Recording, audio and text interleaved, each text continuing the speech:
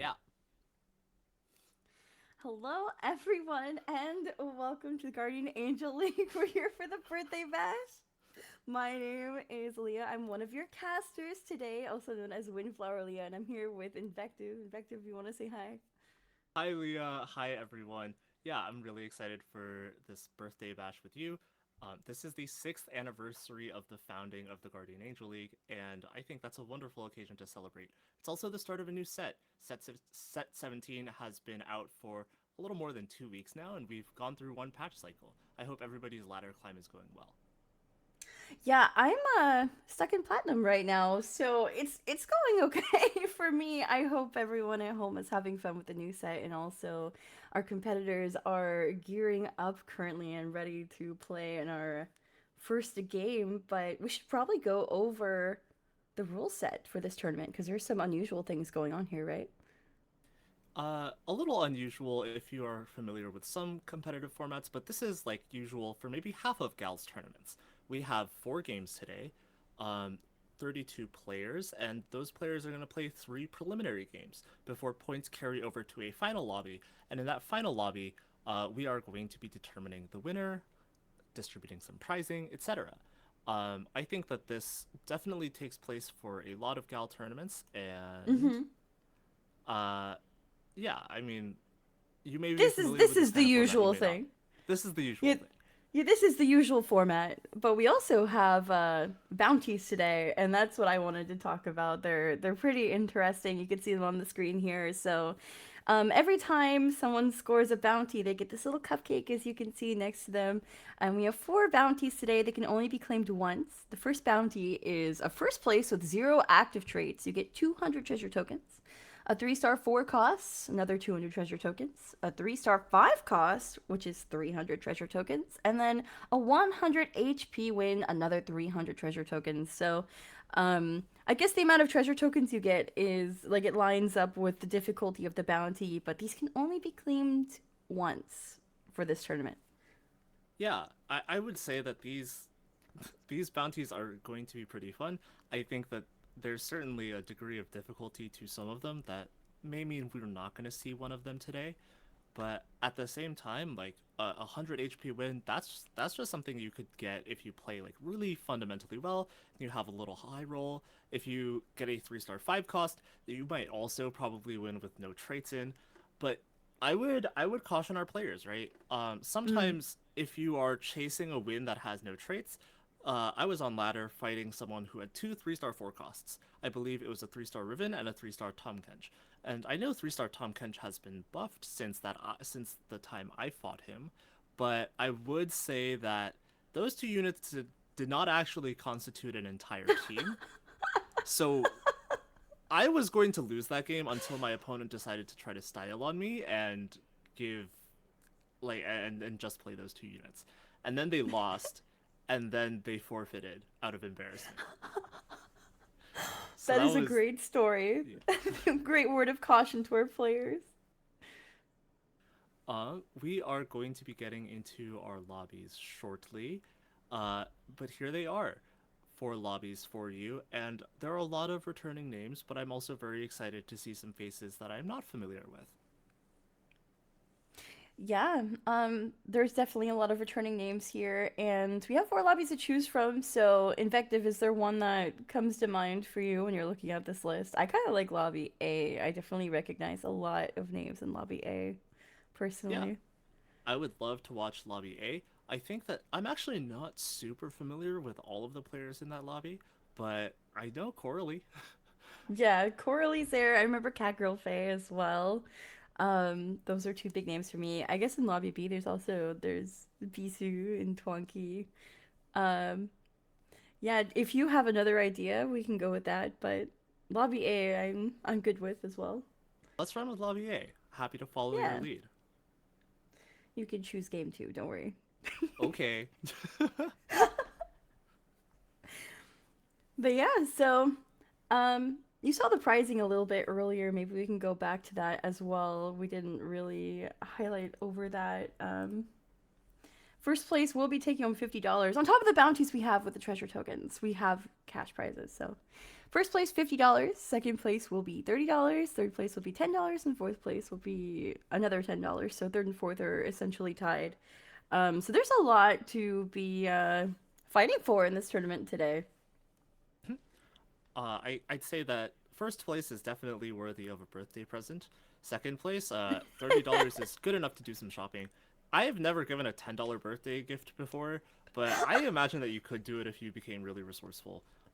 Anyways, Guardian Angel is not in the habit of giving ourselves a gift. We are in the habit of giving other people gifts. So, despite these not necessarily being that easy to work with, those are our prizes today.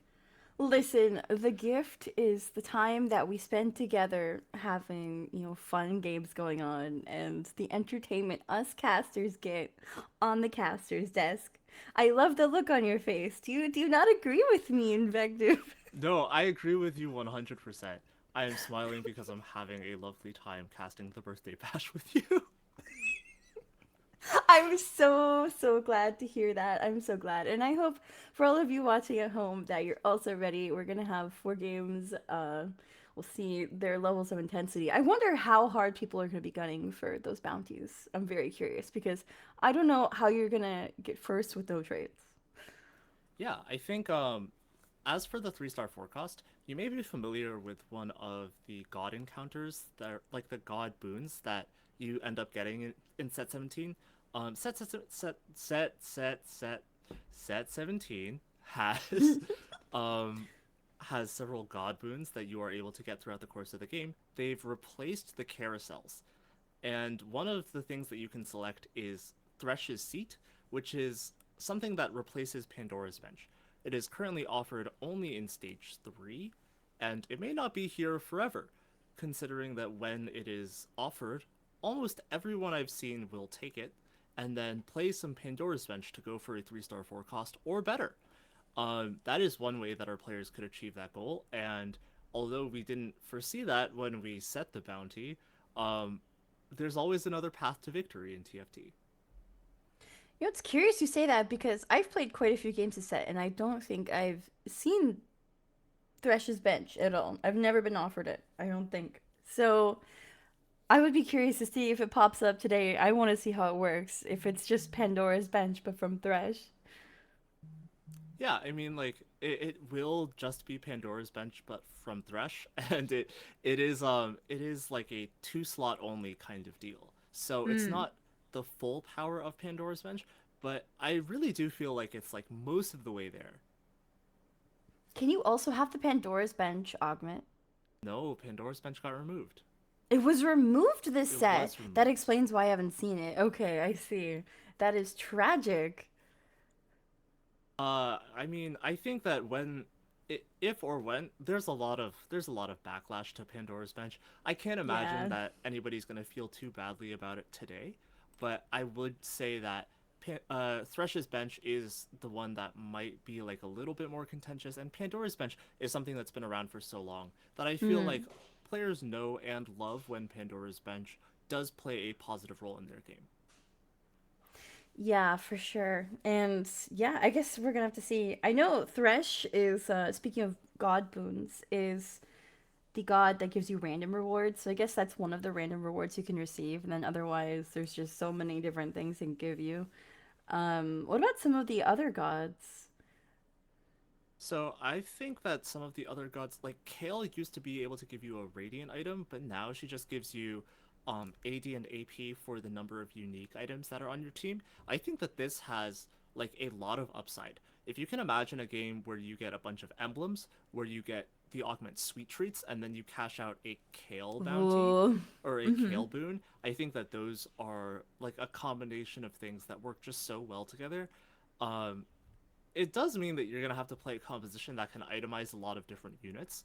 Like sometimes I feel a little bit embarrassed when I'm playing composition and then I start itemizing like Alessandra 2. That unit doesn't do that much. So like later on in the game you are going to have to be planning around a little bit. But we are in game. I'm very excited to be in game, and I would also love to see whether we have a specific encounter this game and which gods we have. Yeah.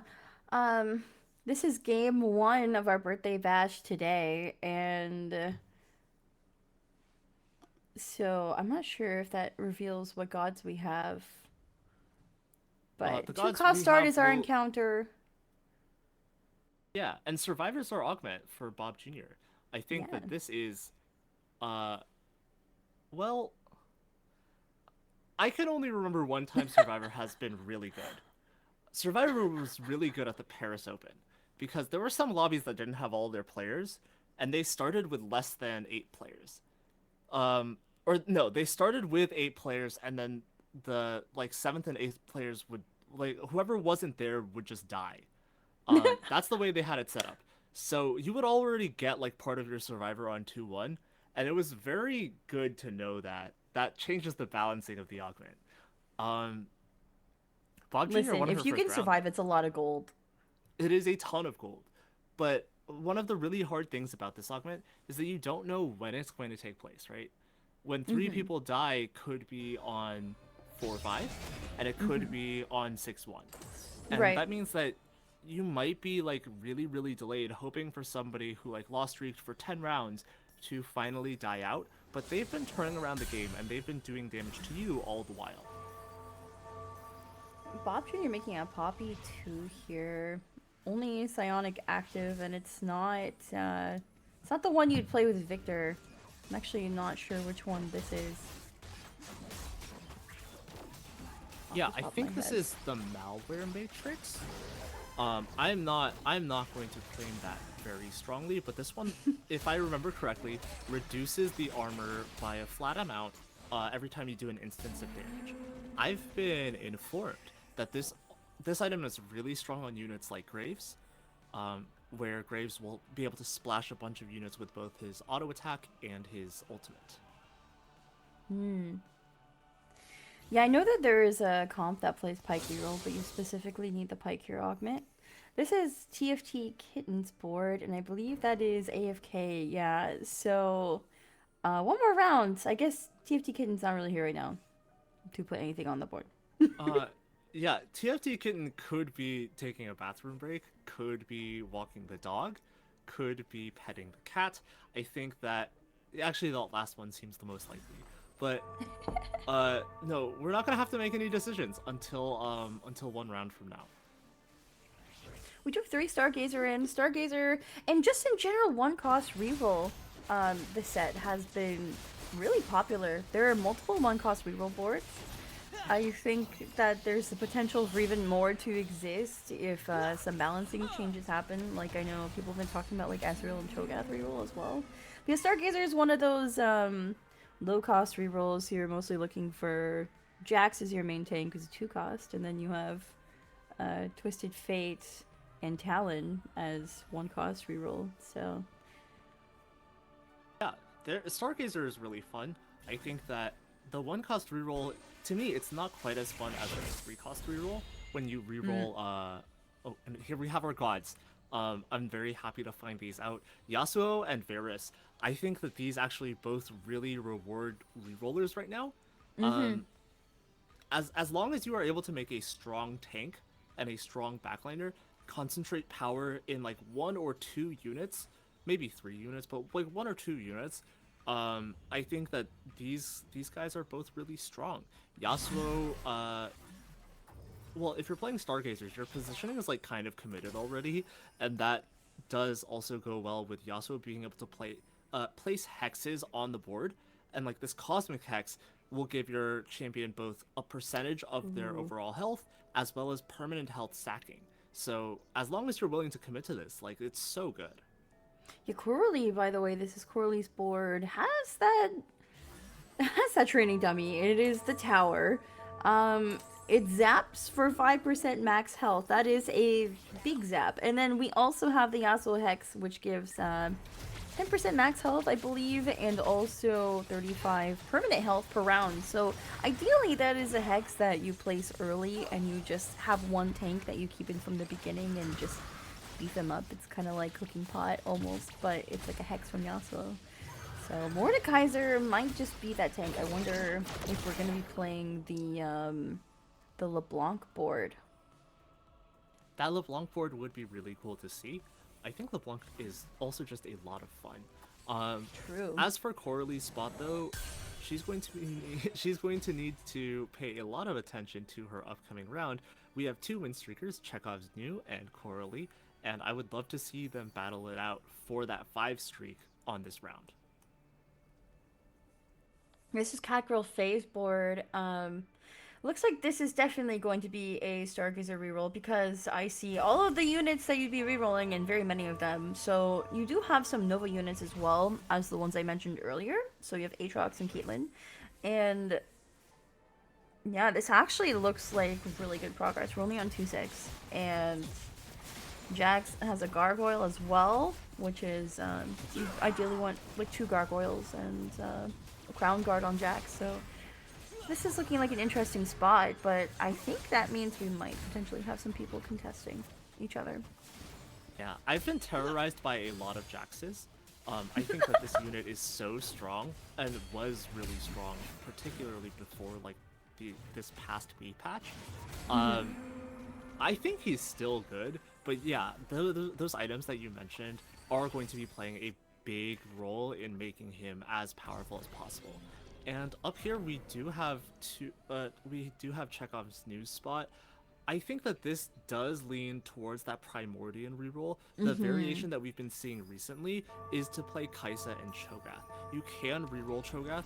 Of course, you're rerolling 1 cost, so this makes a lot of sense. But Kaisa is the addition that I feel like makes a huge difference because you get a really solid source of backline DPS.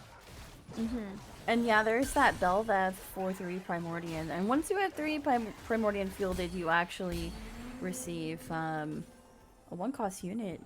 I believe it's 1-cost unit every round, and so when you're doing 1-cost reroll, getting the 1-cost unit means you have the potential to reroll better. I guess you get your units faster if you get lucky, right? Yeah, for sure.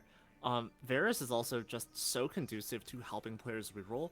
When you Oh do yeah. have certain god boons like the tiny duplicators, you're able to hit so many different 1-star pieces or 1-cost pieces, and that does mean that you are able to get over the line. I don't think it's a mistake to contest people with reroll if your spot is good when you do see Varus as one of the gods. Yeah, and you know, like the champion pool does get bigger for 1-cost and 2-cost units, so it's possible to contest 1 and 2-cost comps. It just might be a little bit harder to hit, but like you can still hit if someone else hits, so it's not the end of the world. Varus, of course, is our other god in this game. So Yasuo gives hexes, and Varus specifically gives champions and things related to champions. So like those duplicators you were mentioning, there's not only the blue ones, but the silver ones that are specifically for 1-cost champions. So again, 1-cost reroll, it feels like it's had a major resurgence in this set, whereas last set feels like it was very focused on 5 costs. Yeah, reroll as a whole has gotten such a resurgence this set. I say this as someone who has had a lot of success playing reroll historically. I think that the skew before this B patch was a little bit too much towards reroll, but I do think that we've found a much better position for reroll compositions. Even though sometimes the lobbies can skew towards reroll when the gods are really conducive, when the encounter is really conducive, and these are just parts of modern TFT. How do you like the different reroll compositions? Are you a fan of Primordian? I love Primordian. I only recently started playing a little bit more Stargazer, but I feel like if I don't know what to play, I end up playing Primordian. I swear, it's just so easy to get Primordian on your board. And even if you're not playing Primordian reroll, it is good for econ. You can just field it, and you get free gold every round. So it's literally free econ. I know that I believe it's Time Weaver.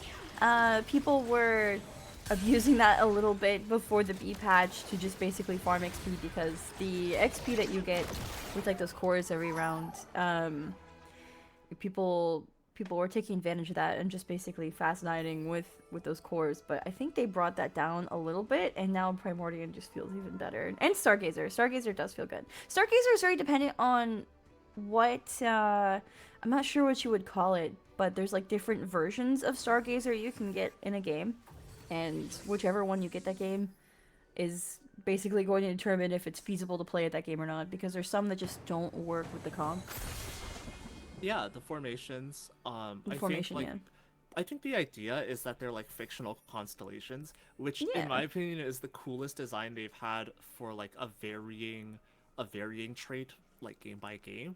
uh huh. I do agree that sometimes the formations are really frustrating to play around, and I would say that like if you want to put your tank like if you want like multiple frontliners, but or like you need a certain frontline positioning, it can be really hard to manage. Yeah, for sure. Um, and I believe that the fountain specifically works with like mana, and that's the worst one you can get for Stargazer. Correct me if I'm wrong, um, because not every Stargazer unit really makes use of mana. Like Twisted Fate, you kind of just want a lot of damage on him and double Nashers because he gets crit naturally. Yeah. So, Um, the fountain is not in the game right now. oh, it's not. What? They they Did they remove it? they removed the fountain because people were not having a good time with it. I Okay. will I will leak some obsolete tech, which is I don't even really know if it's tech, but I think Lulu reroll was good on the fountain, and so there Okay. was definitely one composition that you could play. But overall, it was not the stat that a lot of the units in the Stargazer compositions needed.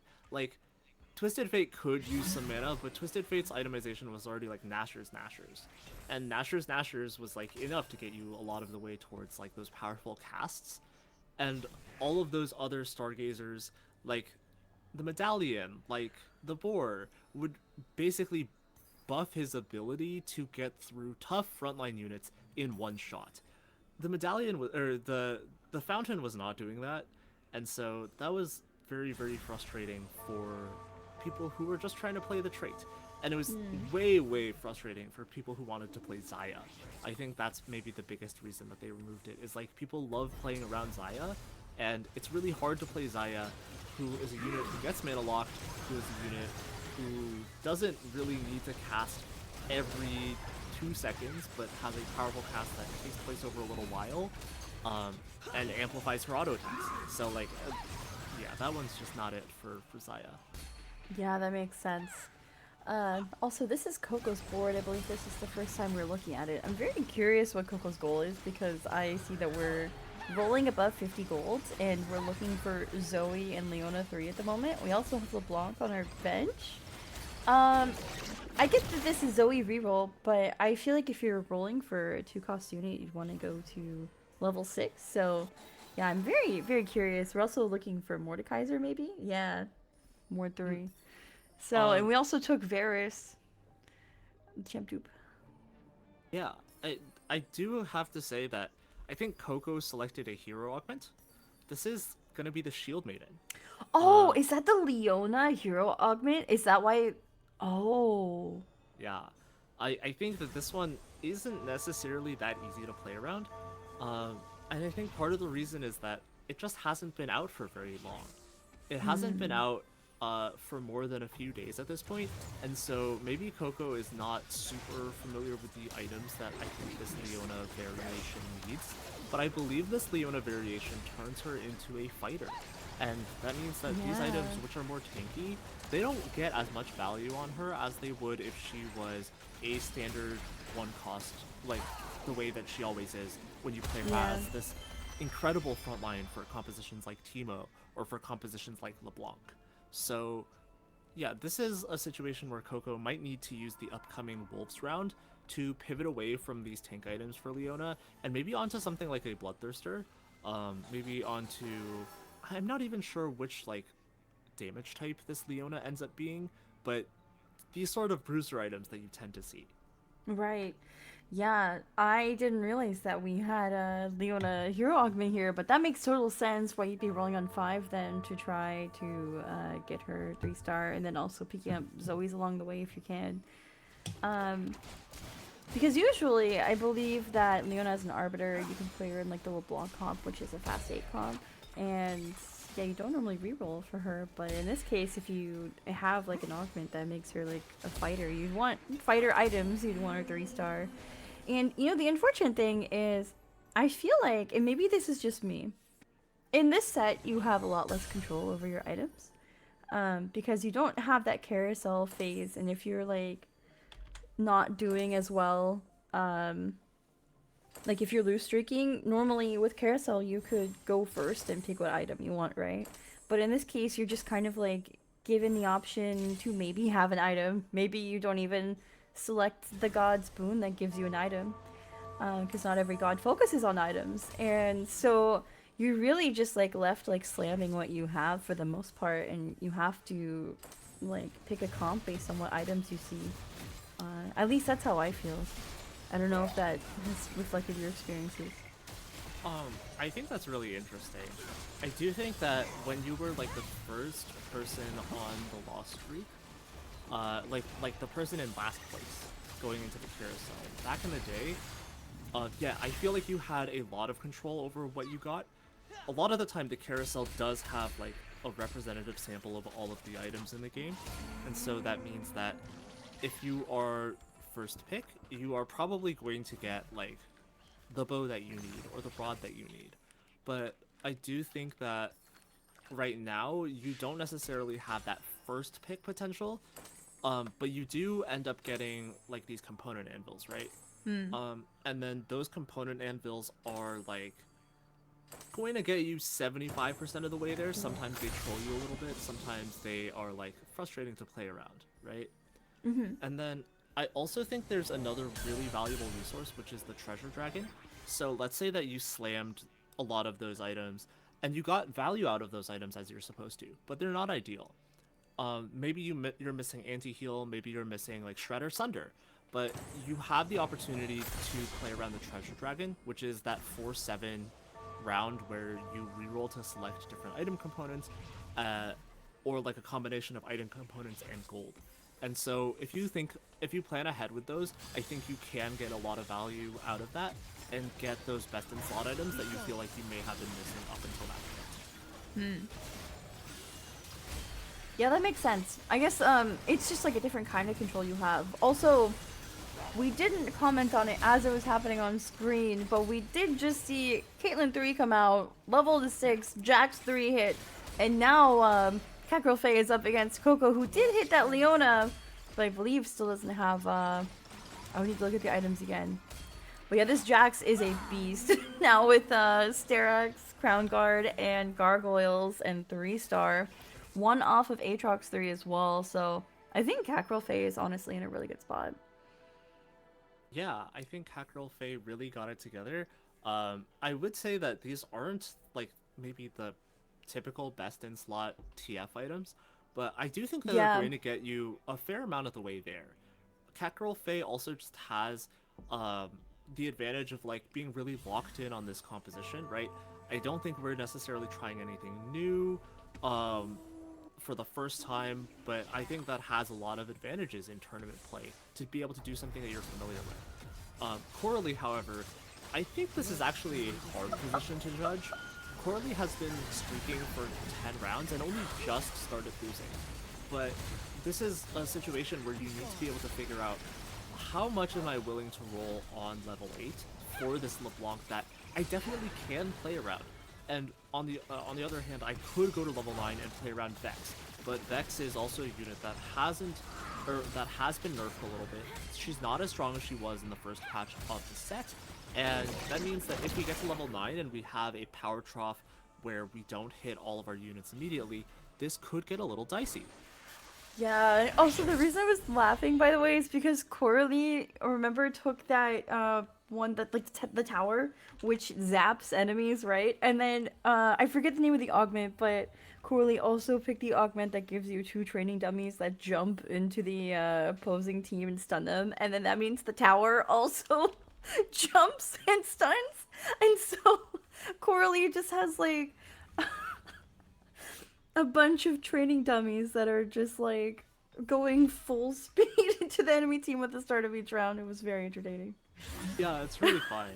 I think the craziest thing that you could get here is like, uh, Ooh. the moment has passed, but if you had like makeshift armor, that would be so cool. Oh yeah.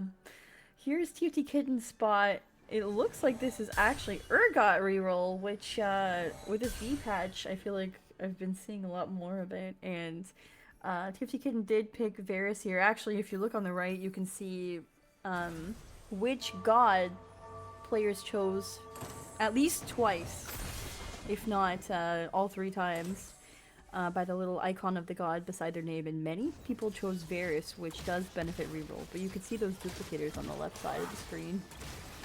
Yeah, this Urgot composition is really fun.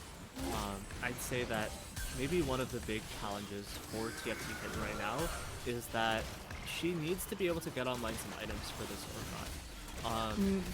I think that as of right now, that mech is doing so much work to tank it up that Urgot 3 is able to get a Ooh. lot of DPS down. But typically, the power of this composition, in my opinion, is that Urgot has such tremendous burst damage when he has 3 powerful items on him that it just doesn't matter how strong the enemy frontline is. He's able to like get himself into the nooks and crannies of your enemy board and just blow up a backliner.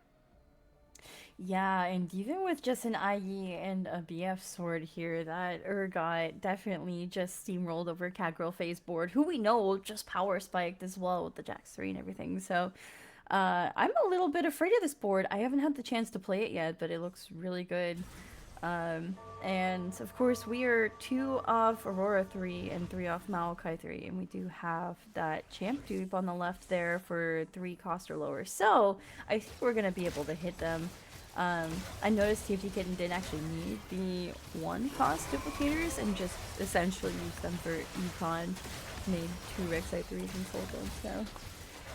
Yeah, sometimes that's the best trait that you can get.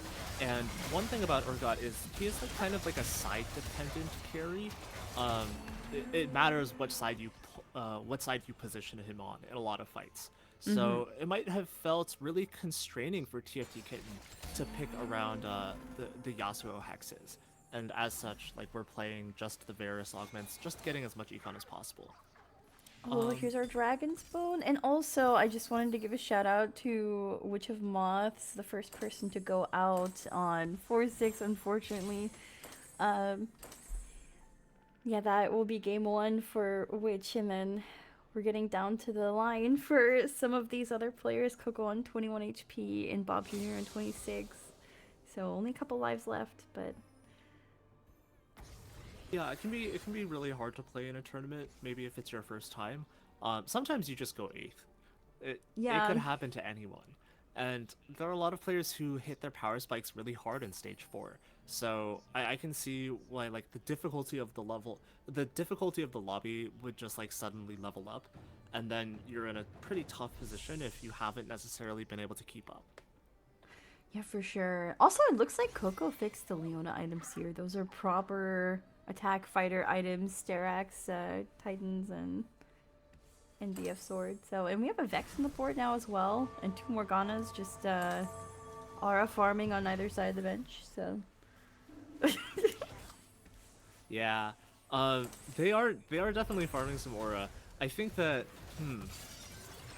I'm really interested by what Coralie did and to play around this Mordekaiser 3 that we can stack immediately on. But like I said, that can be a really hard position to navigate. And one thing that I'm really saddened by, oh wait, that's a Leona 3. Never mind. yeah, that's a Leona Um, 3. well, one thing that like might be frustrating, which I'm saddened by, Coralie spent a lot of gold, maybe had an economic advantage over the rest of the lobby, spent a lot of gold on finding LeBlanc 2, and we don't currently have it.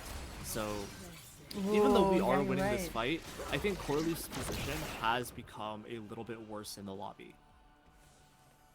Yeah, I mean, because Coralie isn't just trying to be Coco, right? Coco might go out in this next round here, but there are definitely other players that are contending for first in this lobby. And I believe there are rewards for winning out the lobby as well, just like each individual lobby. So, um, there's a lot at stake in this tournament beyond the first place prize of $50, you know? Yeah, that's right. Every lobby winner is going to be getting that additional treasure token boost. Bob Jr. is in a frustrating position. I feel like this Master Yi spot could get really tough, and we are against Coco, so one of these players is for sure going to be Oh eliminated. yeah. Going up against This. that Leona, I would foresee that one of the big challenges is that Bob Jr. currently doesn't have a source of anti-heal. So Mhm. are we going to be able to take down this beast of a one-cost hero? I'm not really sure. Tom Kench is really strong, Master Yi is really strong, and they are doing their best to chew through the vanguards. But now it's the duel against Leona, and she's standing strong for now. She does Oh. finally fall though. So Bob Jr. is going to get a chance in this fight, and Master Oh. Yi found his way to the back line. Vex went down. Oh my gosh, it is just Diana. No, Coco is going to be falling here. It really looked like Leona was going to be taking that win. But as soon as Leona went down, Master Yi, even though it's only a Master Yi 1 with 2 items, right?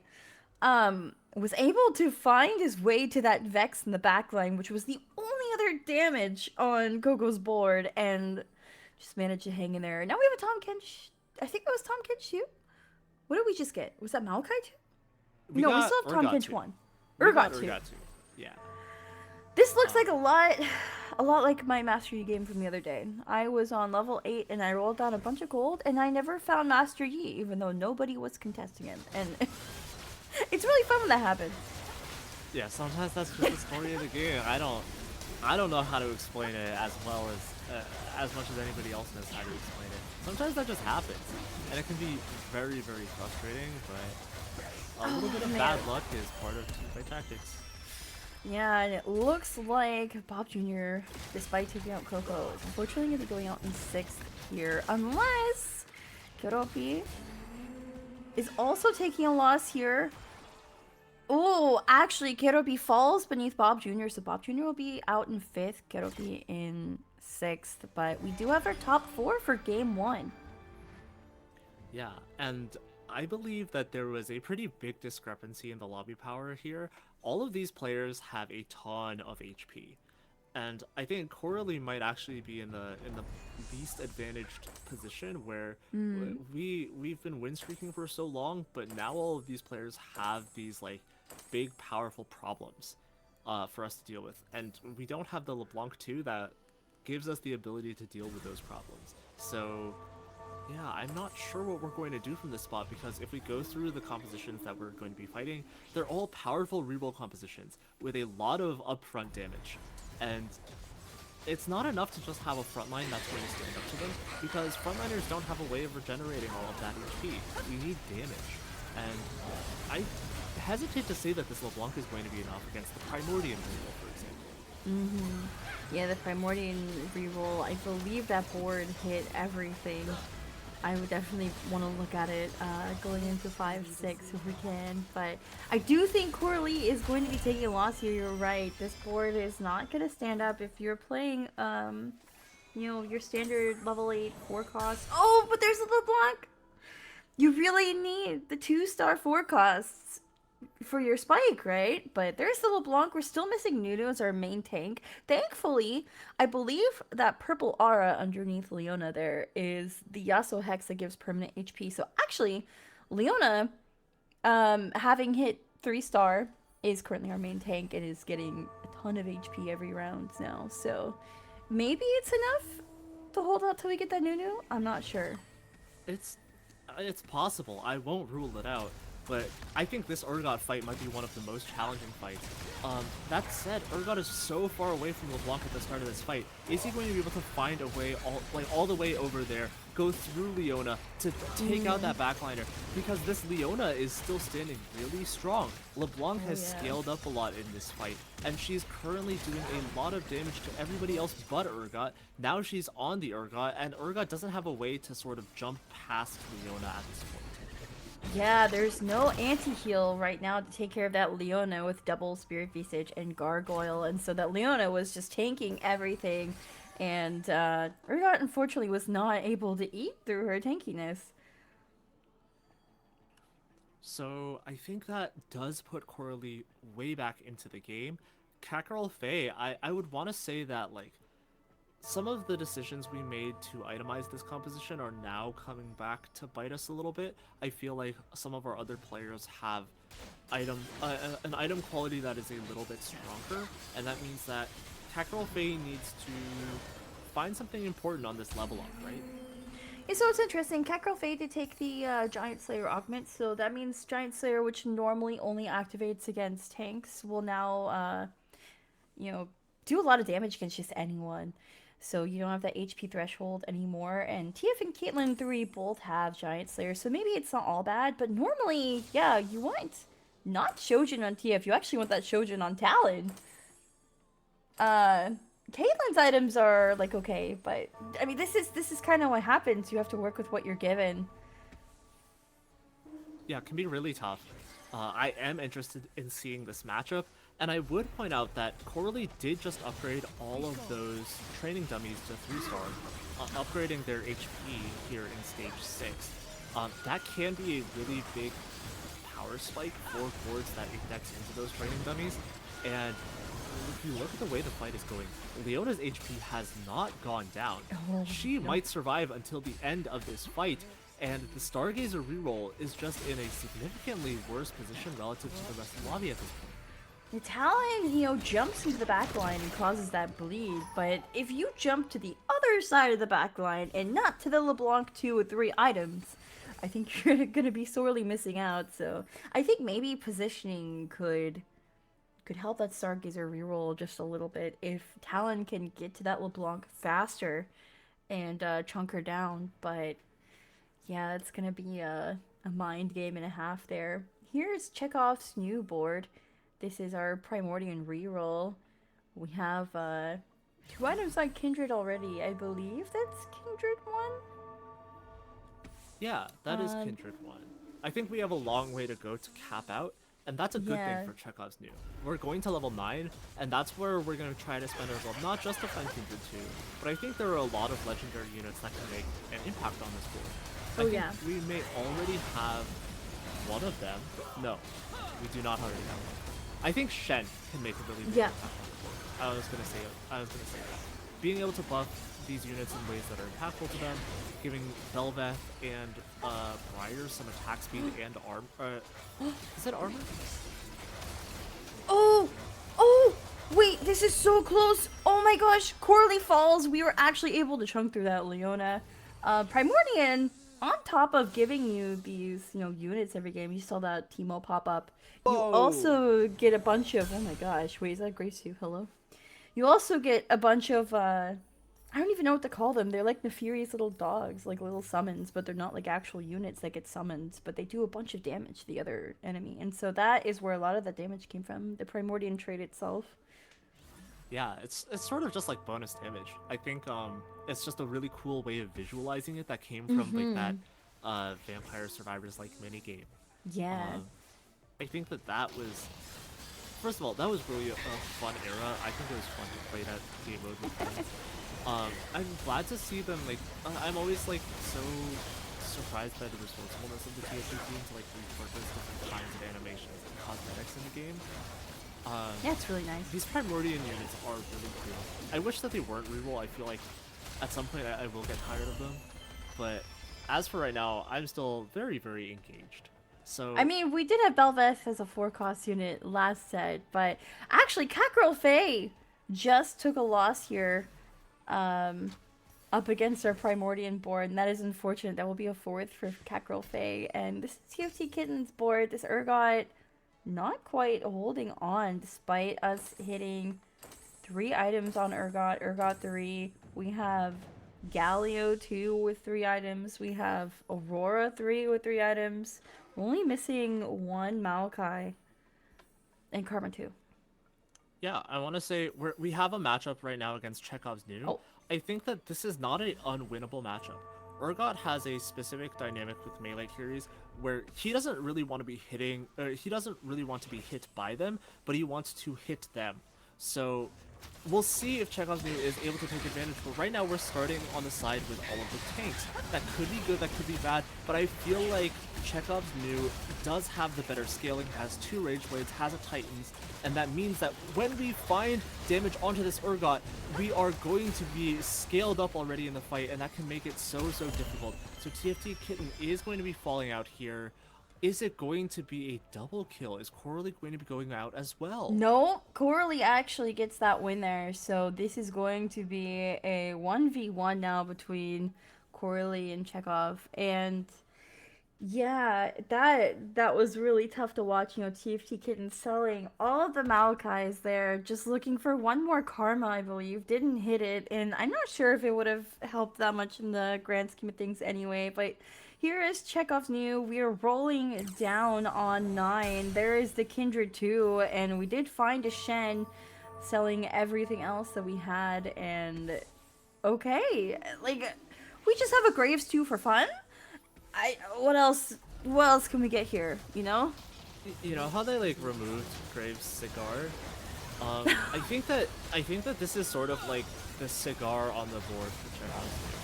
Like it is the cherry on top that this Graves has no items and will end the game with like no upgrades. And it's just the thing that we happen to find on level 9. But wait. I Wait, don't want to speak too Coralie. soon. Coralie is winning. That that Leona did not go down, and that LeBlanc actually is doing so much damage here. Hold So now on. I guess I'm sorry for doing a little caster curse, but Chekhov's dude does have to like figure out if there's a better way to position, right? Maybe we are going to have to play a 5 cost that isn't a Graves that has 0 items. Or we can drop out of Primordian and give everything to our Graves. But we need to upgrade Graves enough. And getting that Graves so late, like even though it's a Graves too, and it's very tempting to play, it's like, how long is it going to take to strengthen your board? Like Chekhov's New did have a lot of HP like going into these last few rounds, but like that HP drains so fast once you're on stage 6 and now we're on 7-1. Yeah, I want to say that this board empowers the Primordian units so much. I don't want to see us move away from them right now. I really just want to see a way to like outduel Coralie, if that makes any sense. Because I Yeah. think that this board has the ability to outposition Leona, and I think Coralie is really committed to being on the side that she is currently on. So maybe this positioning being on the opposite side will have a better impact. We are starting away from all of those gargoyles, but if you look at Coralie's board, one of the big things that I must notice is that we now have a powerful duo carry. There's so much damage coming out from behind this really impressive front line, and I'm not sure we are focusing the damage well enough on the side of Chekhov's New, so that may mean that this fight is going to be going the way of Coralie yet again, bringing it down to a 1v1 on stage 7-2. Just a Yeah, moment this for Briar. Briar is in the back. Oh no, Briar went down. I spoke too soon. Briar was in the back line, but the wrong back line unfortunately went to the right there. And noticeably, Chekhov New is sitting here on 62 gold, now 73. Yeah, we're going to be seeing a level here. And either Morgana or Shen is going to be going in, rolling down the last bit of gold we have. Oh, and there it is. That is Shen 2, I believe. No more graves. No more graves. That was a side quest that we are no longer pursuing. We're gonna be putting in this utility with Shen 2 and also Morgana. Morgana will reduce the amount of damage received, so let's see if this is enough, because this is going to be Chekhov New's last chance to go up against Coralie here, and Coralie has a scary board of those trading W's, let me tell you. Yeah, this is definitely going to be a very cool fight. I think these are necessary adjustments for Chekhov's New. Coralie is getting a lot of damage down, but the carries this time for Chekhov's New are well and alive.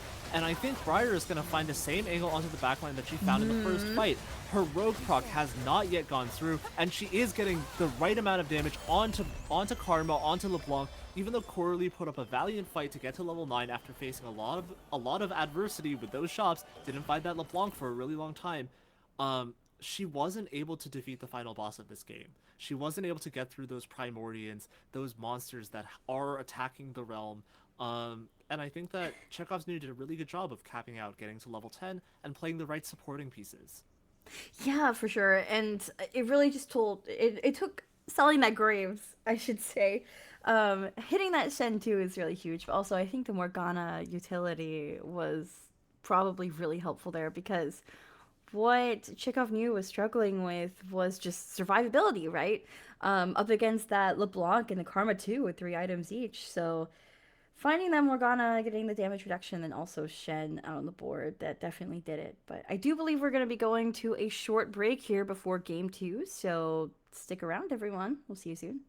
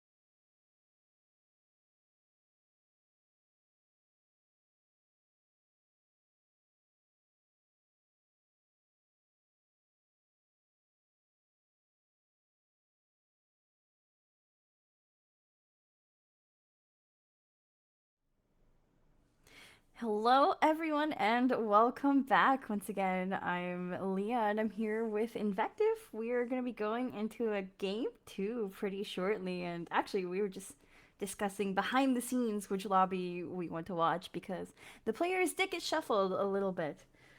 So, very excited. Yeah, one of the best parts of these Gal tournaments is that the lobbies will be shuffled every game, and that does mean that you are going to get as big of a sample as possible of all of the other players who are playing on the day.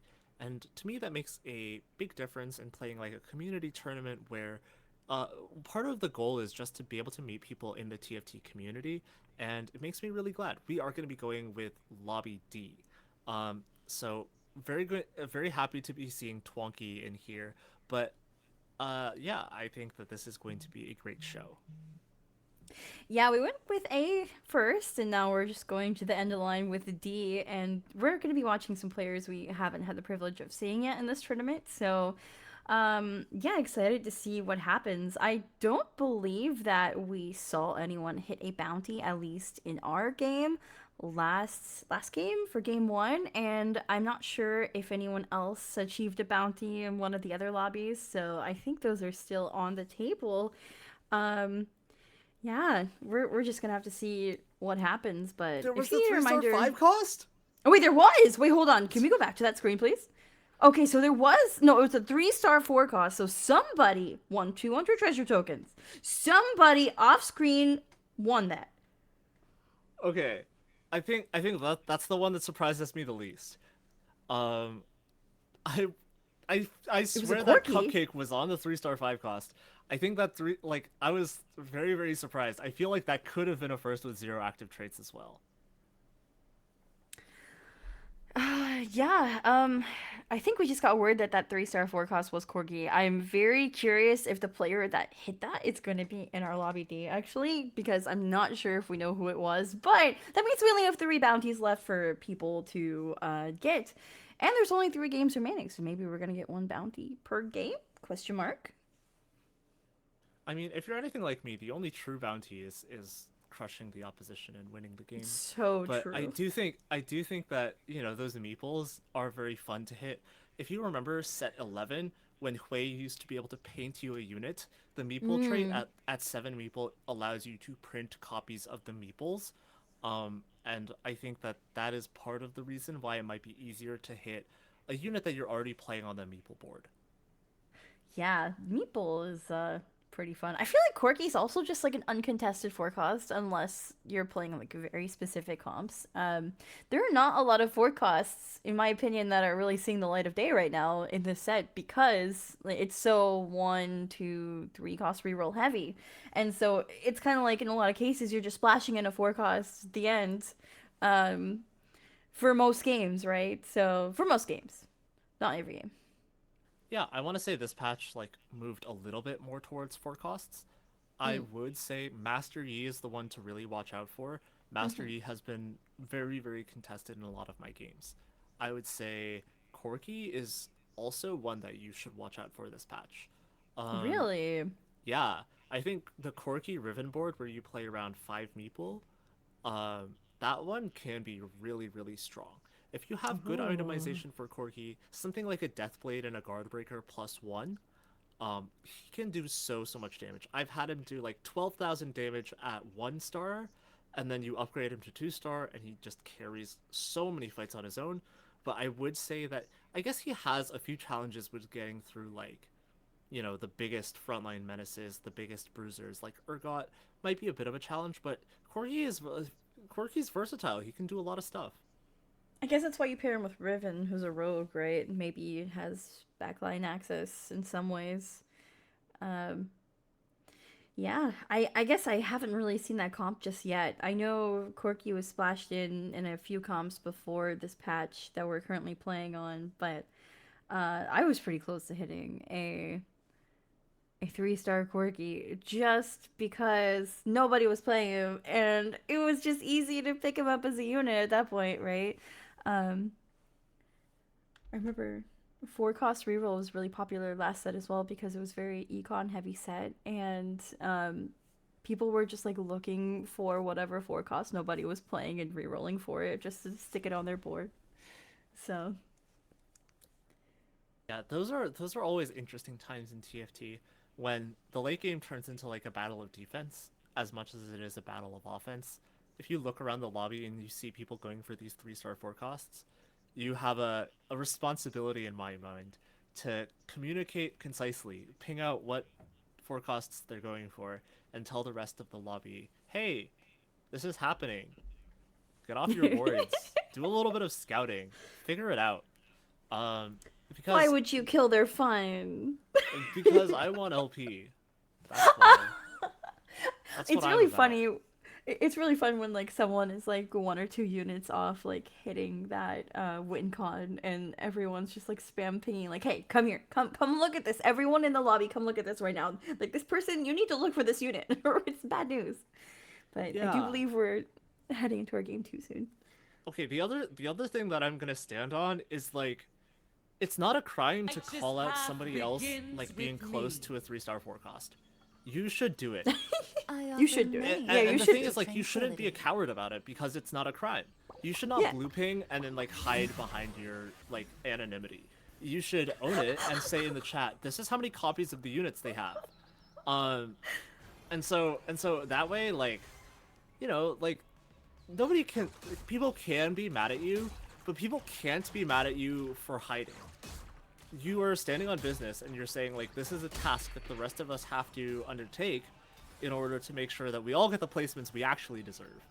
You have a moral obligation to tell everyone in your lobby, or else it's just gonna break the game. But speaking of game, our game 2 has started. If I remember correctly, we were shown our gods. I think it was Kale and Ari.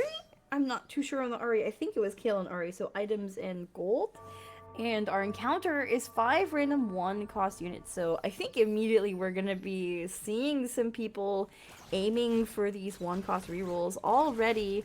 On our screen, we see a potential Primordian with a Bryarin and a Kaisa, which you were talking about in game 1. Is the new version of the Primordian reroll board, which fields like Kaisa, right? So Yeah, I think Kai'Sa is also just a really strong unit.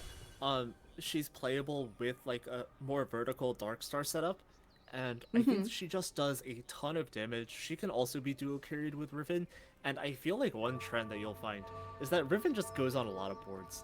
I think a lot of players are familiar with Riven being like a Space Groove emblem unit. That item has yeah, been nerfed, so it no longer provides so many buffs as part of like a carry set of items for Riven. But I do think that Riven fits so well with Corki, fits really well with Kaisa. You can play her with Zaya. I've seen her with Zaya when you play around Medallion. Or not Medallion, oh the Mountain. But we have a Prismatic Augment. This is exciting. yeah, this is very exciting, and I see Prismatic Ticket. So let's see if we're gonna be going for that reroll here, or if we take something like at what cost? Are we gonna be going for Fast 9 angle? What are we gonna do? I do believe that Mad Hatter is scouting at the moment, which is why we haven't seen a selection. Ooh, it is at what cost? We didn't even reroll the other ones. Immediately knew what they wanted. I mean, this one's fun. The rest of your game is like not so much in your control, but you do have the ability to put an insane pace on the lobby here. Yeah, so immediately you go to level 6 and gain 8 XP, and you can no longer choose your augments. That is the trade-off. But now we're level 6, so ideally we should be win streaking here. Ideally, right? Yeah, this Urgot is going to be a real menace later in the game. Yasuo's Blade Work is a very, very powerful item on him, but Alex is not strong right now. We just did 6 units worth of damage to Alex. Yeah. That is certainly one thing that you can do in terms of putting the pace on everybody. It'd be fun if you got lunch money, and then you're just like high level. No, I mean it's too long before you get your next augment for it to really matter. But Twonky here with Leona 2, that's pretty nice, and then Nasus for Vanguard, and then ooh, actually we have Prismatic Ticket. So I wonder if this is going to be something like a Zoe Leona reroll angle. It Because we're certainly not picking up could those. be. You're not picking up those Primordial units. We're not picking up Stargazer. We are holding Leonas. Yeah, I think I'm curious because like Twonky might be playing more around Zoe than around Teemo. Mm. Typically when I see this, it's like we're playing Teemo. Mm-hmm. So Lissandra would also be going on the board. But right now, I feel like because we have these components slammed on Zoe, and because we didn't pick up Lissandra, we are going to be going for like a Zoe primary carry. Yeah. And this is something I don't have a lot of experience with, so I'm interested wow. I'm interested to see how that goes. I am looking at those emblems, by the way, for Juv, and I feel like that's like the perfect combination of emblems. You have Space Groove +1, and then I believe it was Arbiter and Voyager? Maybe I'm wrong about one of them. I didn't quite see what the yellow one was. Actually, I think Arbiter's not craftable, so maybe it wasn't Arbiter, but Voyager was definitely one of them. And I feel like they're just good, like, splash-in traits, right? Um, so I would be really curious to see what Jub's board is going to look like stage 3 and 4. This is Catsley's board. We just hit that Nasus 2, and it looks like we're looking for Primordians. Can't quite find a Briar. Oh, Yeah, there's a Briar. this is definitely shaping up to be. Well, I think this is comeback story, the augment, which gives, I believe, HP and attack speed based on your missing tactician HP. And I Mm-hmm. think that this could be really powerful for a composition like Master Yi. I've seen Hmm. like so much so much power in this composition when you're able to put together a set of combat augments, and then you lost streak for a really long time, but that lost streak gives you power with those combat augments, like comeback story, and then on level 8 you're able to play this like marauder bruiser board that is really powerful. Ooh, Ari giving rerolls. She gives gold in many different forms, and rerolls are technically gold. It's pretty good for reroll comps. But Kale gives items, so let's see what people choose here. I I'm not sure I could tell which one was picked. If you if you see like the orbs, so Kale is like a blue one and Arya is the green one, and like the little orbs they have, I'm pretty sure that's what Oh, god they chose. Yeah, isn't that I cool? can't believe I didn't notice that. I mean, I We don't know got if a it's right. Briar. Wait, there's a what? Hello? We got a Briar 2 out of the god like I think it's called God Pengu's gift. But like it's just a unit that you select when when you select your boon as well. So yeah, we got Briar 3. That's pretty Um, cool. that is pretty cool, and we have Prismatic Ticket. Okay, so, Kathia and Derry is definitely going to be playing Primordial Reroll. Like, we already have the Briar 3 with Titans, we're slamming that glove, we're looking for anything at this point, Rek'Sai, whatever, right? Yeah. Oh yeah, this is a really good spot, I think. And we This is a just keep really getting these aggressive roll rerolls. down. I feel like we're holding maybe too many units. We're split between the Dark Stars and the Novas right now, and that's really good to see. Let's get out of the Novas. Okay. Um, I think Kathia was just using like because prismatic ticket just keeps giving you you reroll you get another free reroll, and I think Kathia was just using it and buying a bunch of stuff. I mean, it looked fun. I would say Oh my god, that we're one off. we are We're rolling one off, again. Rek'Sai. These are Wait, we still have free Kaisa rolls. too. The Kaisa 2 is gonna go on the board for sure, Oh and my we do hit the gosh! Rek'Sai as Hello, well. hello. But now I do want to say that the win streak is so important at this moment, right? We're Mm-hmm. playing a reroll composition, and we are playing around Prismatic Ticket. We have to maximize our gold value, and we're leveling to level 5. This is bold, but it could pay off, because I we need mean, this win streak, and we are fighting a level 4 player that has one upgrade. we Um, just put in Cho'Gath, which is Brawler for your Rek'Sai, and it's also Darkstar for your Kaisa 2. Granted, Kaisa doesn't have any items, but Briar 3 has, has the Titans already, and we have Rek'Sai 3. Like, this is such a good spot. This is such a really good spot that, like, there's a reason why, like, 3 different players came to this board and were like, what is going on? yeah, I'm absolutely with you. This is a very powerful spot. Um, I have a personal need to say that Katya is, I think I need them to save a little bit of money. Prismatic Mm-hmm. ticket will basically like double the amount of value that you get out of re-rolling. But that means that you need to have like the gold to buy the units in the first place, the gold to reroll in the first place when the augment isn't necessarily giving you the free rolls. So I think very generously that they're going to be able to win streak for a very long time. But Mm-hmm. I would also say that some discipline may be needed because if you're not making those econ intervals, like it can reduce your overall cap. And we Right. saw I think it was Chekhov's new. Chekhov's new was able to get all the way to level 10 in that previous game. That's Right. also what I want for Katya, right? Right. So I think that some amount of saving is not bad. Yeah, no, I agree. And I mean, I'm someone that tends to really grade econ a little bit too much. So, it's a fine balance for sure because you want to use your gold for important things, but you don't want to use too much of it because that can put you in a rough position mid late game. And you don't want to use too little because you could just bleed out before anything happens. I think Nola's in a really hard spot, by the way. Um, so we have the Challenger emblem, and we also have, I believe it's, yeah, the Voyager emblem. But ideally with the Challenger emblem, I think you want to be re-rolling Belveth, but there's just so many people playing Belveth in this lobby right now. So we know at least one person that's re-rolling Belveth as well.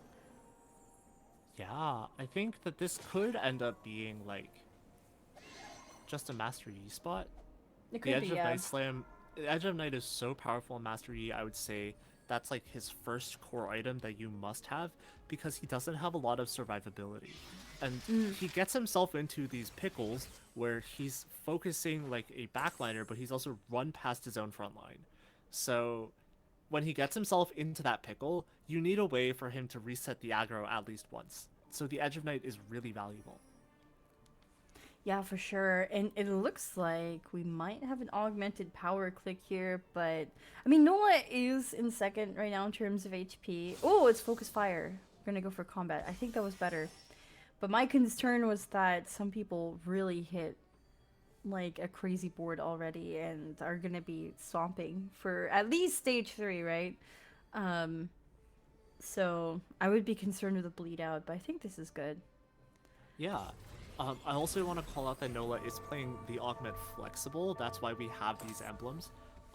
We're gonna be Oh. getting a flow of these emblems throughout the game, and Nola is gonna have to find a way to make use of all of them. I think that Oh. it's an admirable task to take on.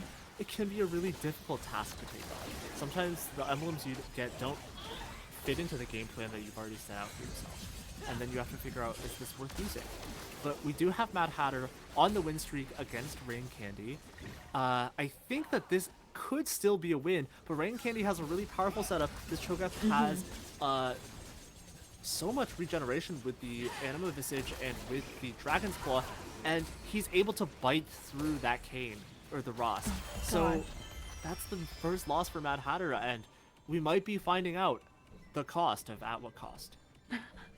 You know how I said lunch money be really good with this? I think Mad Hatter actually did get lunch money.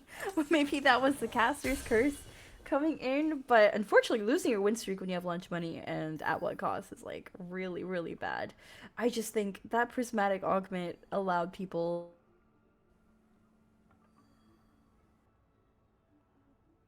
I hate to say it, you might have cut off for a moment there, Leah.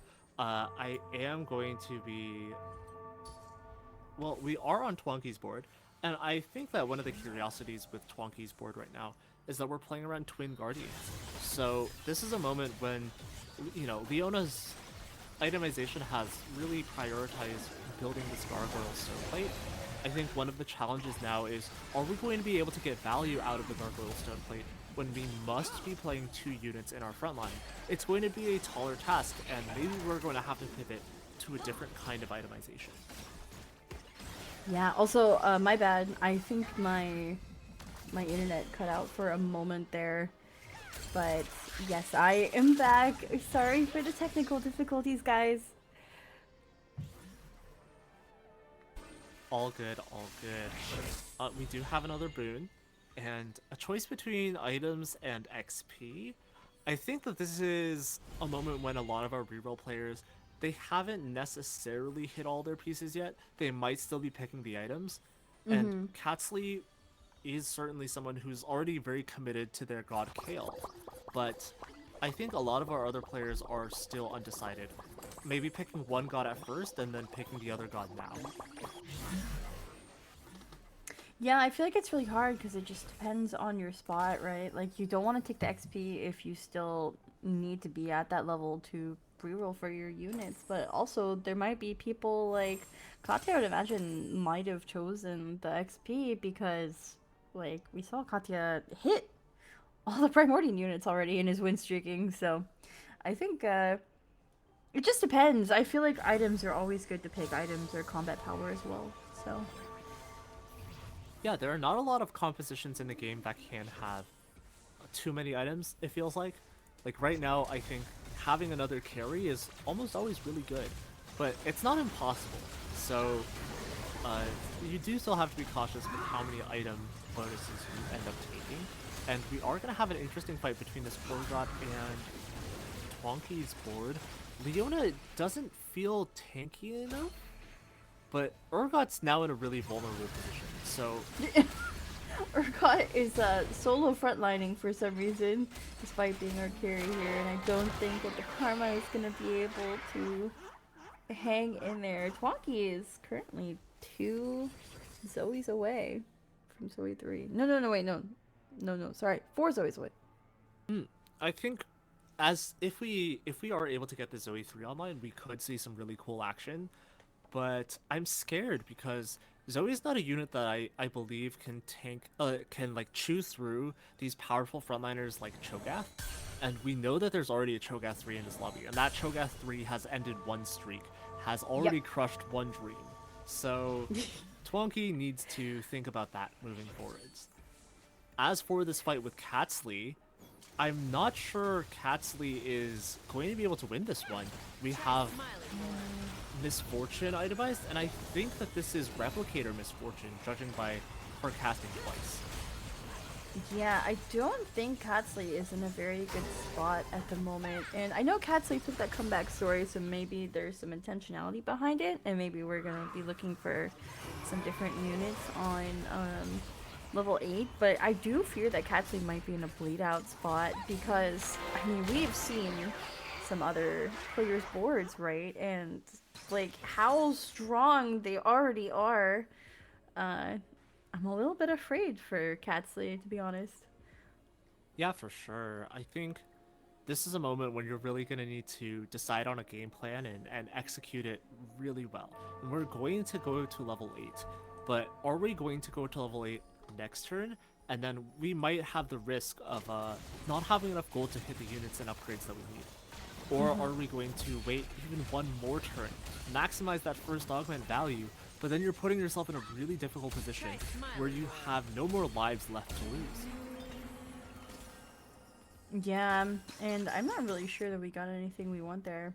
I'm still not sure what direction Catsy's taking to begin with, but I guess we're about to find out. We did just level to 8 outside of interval on 4-1. Oh, this is going to be Rolling Quirky down. Riven. Okay, Oh, I guess I'm so. That's what excited. I was wondering. That's what I was wondering, to be honest. I don't really know what else you do other than play Corky, but Yeah, our decisions are going to be have to made really quickly, and now we have to get our items on. But it's great to see Corky on the board.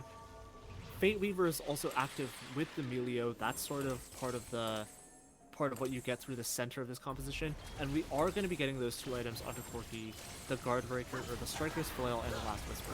I think against Nola, I do not hate these odds, but Urgot 2 has been upgraded, and Nola has a lot of item value, period, right? There's so much power on that board right now. But you can see Corky's getting through Urgot. yeah, Catsley taking that loss here. I believe we're at 1 or 2 lives, just depending on how heavy the next loss is. But Nola, what is that emblem on Karma? This augment is going to have to do a lot of work, and I do see some good stuff here. I think Bronze for Life is hard to play around. You do want those 5 meeples. Um, but it looks like it is going to be what we take, and it does provide something that we Oh, for don't sure currently then. have, right? We don't currently have this ability to play around damage amplification, and Bronze for Life is going to provide us with some of that. But is there a board that we can make that keeps all of our traits at a bronze level? I'm not familiar with it if it exists, and I think that this version with just 5 bronze traits active is the one that's typically what you're going to be playing with Corki. I feel like Catsley's board actually has so much potential if Catsley doesn't bleed out here, right?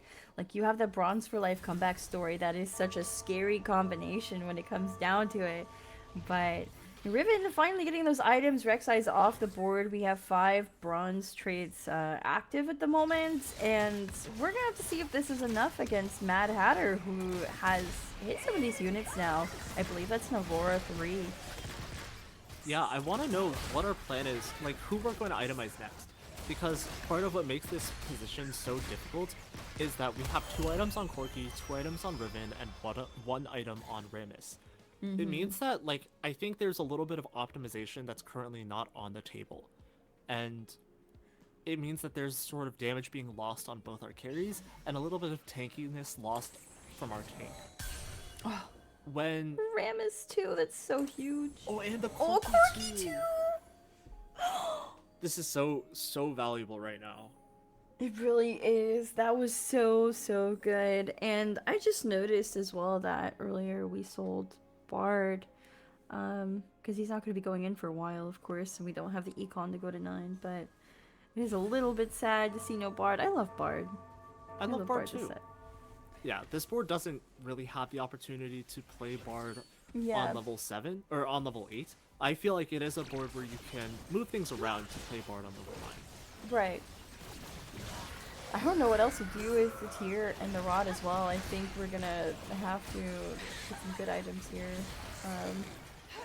Be able That's to part of the make them thing. work. I think that one thing that you could do is make a tank item, something like Crown Guard for Yeah. Rammus solves a lot of our problems. But another thing that you could do is actually like you could build AP Riven. And I know that Wha- we're not currently like we do have Sunder, but we don't have Shred. So because of that, it's a little bit harder to justify building AP Riven. But at the same time, like you kind of need to do something with the rod, and if you don't get a chain vest, then you might not have a usable tank item for Rammus, and so you might have AP Riven. Yeah, I've never seen EP Riven. I didn't even know that Riven had like EP scaling as a unit, to be honest. So I would be curious to see if we get something like AP Riven, especially because we do already have a BT and Titans on her. I guess Titans can be for AP. Also, BT can be. So I don't know. Maybe you just give her an AP item, but I want to say that right now, neither of those oh, whoa, oh, we're level 8. whoa, ooh. We're level is 8 that and we're playing around forged in Master Yi as strength? well. Well, this is interesting to me. Yeah, this is really interesting. Master Yi with Edge of Night, no other items. This is Master Yi 2. We have a Tom Kench 2. Of course, Belveth is out of the question, still on that Belveth 1. But that's a lot of items. Is that Silvermere gonna go on? Oh, it's going on Urgot. Who gets Lich Bane? Okay, Kindred gets it. Interesting. This is the challenge of playing around Forged in Strength, right? Alex is now at below 40 HP, 34 HP to be precise, and we have a lot to do with all of these items we've just cashed out. Some of them, I have to imagine, they're really valuable. Silvermere for Urgot seems very powerful, but Oh! Wait! Wait, that Kaisa just, like, 1v9! yeah, Kai'Sa's really strong. Okay, so that was Katya, by the way. I think that was a Kaisa 3. I'm very curious about this board state. Kaisa 3, Belva 3 with no items, Briar 3, of course, Rek'Sai 3. Is that Cho'Gath 3? I can't tell. I don't It is think Cho'Gath so. 2. Oh, it's Cho'Gath 3. Yeah. But this Kaisa 3 is a huge hit. Yeah. I don't think we got to see a lot of Katya's spot through the mid game, but she did a really good job getting to this position. Like I was worried, are we gonna have enough econ? We had enough econ. We had enough econ, and we were able to get to this Kaisa 3 where maybe like we were on level 7 and we just hit a wave, or we were on level 8 and we just hit a wave. This is so good. Kaisa is like part of the cap of this composition. And in this fight against the Corki and the Riven, it's proving to be a challenge because Katsui did get items for both the Corki and the Riven, and we're going to be taking our first loss in a really long time. But that's still a great streak to have had. Catsley's bored. I know we were talking about Catsley bleeding out, but I am really afraid now of the Corky and Riven with Bronze for Life comeback story buffs. That is a little bit scary for this lobby. Yeah, Mad Hatter's state is not very good. This is meant to be Urgot reroll, I think, and where's the Urgots? We're it also level is. 8. Um, it looks like we like ended up in a really hard position to play once we played around, or after taking At What Cost, because our second augment, Find Your Center, it Oh, buffs it's this Find Your unit Center. in the middle of the front line, right? I thought that was lunch money. Okay. Lunch money would have been cool. It would have been Um, cool. I do think that this makes things really difficult though, because like now we have to position around this, and we might not want to. And then our third augment ended up being Little Buddies. And I have to imagine that we were forced to take Little Buddies after we had mentally committed ourselves or physically committed ourselves to playing Urgot reroll. And it puts us in a really difficult position because Urgot doesn't really benefit at all from this augment. We're playing so many 3 costs. I don't know if we have a single unit of Little Buddies value. Yeah, like Little Buddies does not really go 3 cost, right? Because it's specifically 1 and 2 cost, buffing your 4 to 5 cost. And I'm not gonna lie, I don't know what Ross 3 does, just in general. Like, I don't know many boards that would go for Ross 3. It's a big gold commitment. And yeah, unfortunately, I think Mad Hatter is going to be suffering the consequences here. Jub also going out this round, so actually Mad Hatter will be out in 7th, not 8th. And Twonky knocked down to essentially 1 HP here, 9 health total. Catsley is on fire with this board. Yes, I think that, you know, my one frustration is that we didn't get like something like a Deathblade for this Corki. That would have been so much damage coming out. But I do think that Catsley made the best of a really difficult situation. What are you gonna do with that rod? Well, we can make a Gunblade, and now we have balanced items for both of our carries. We solved the itemization problem mostly, and we're going to get the third tank item for Rammus really soon. Yeah, and I mean, there's nothing saying that you can't get another item later on and move the Gunblade off to maybe like an AP unit if we can field one like Bard, if we can get Bard in on 9. Like, there's still room to move this item off of Corky. I think we would be prioritizing items on Rammus though, because 2-item tank, and also we could have better tank items for him as well, but I feel like Catsley's just in a really good spot and can cap even higher. Yeah, Catsley is in a really cool spot. I do think that some of these compositions could get very scary, right? Katya is going to get to level 9 very shortly, and I trust her with that level 9 cap. Prismatic Ticket also really makes a big difference when you are able to spend that gold later in the game.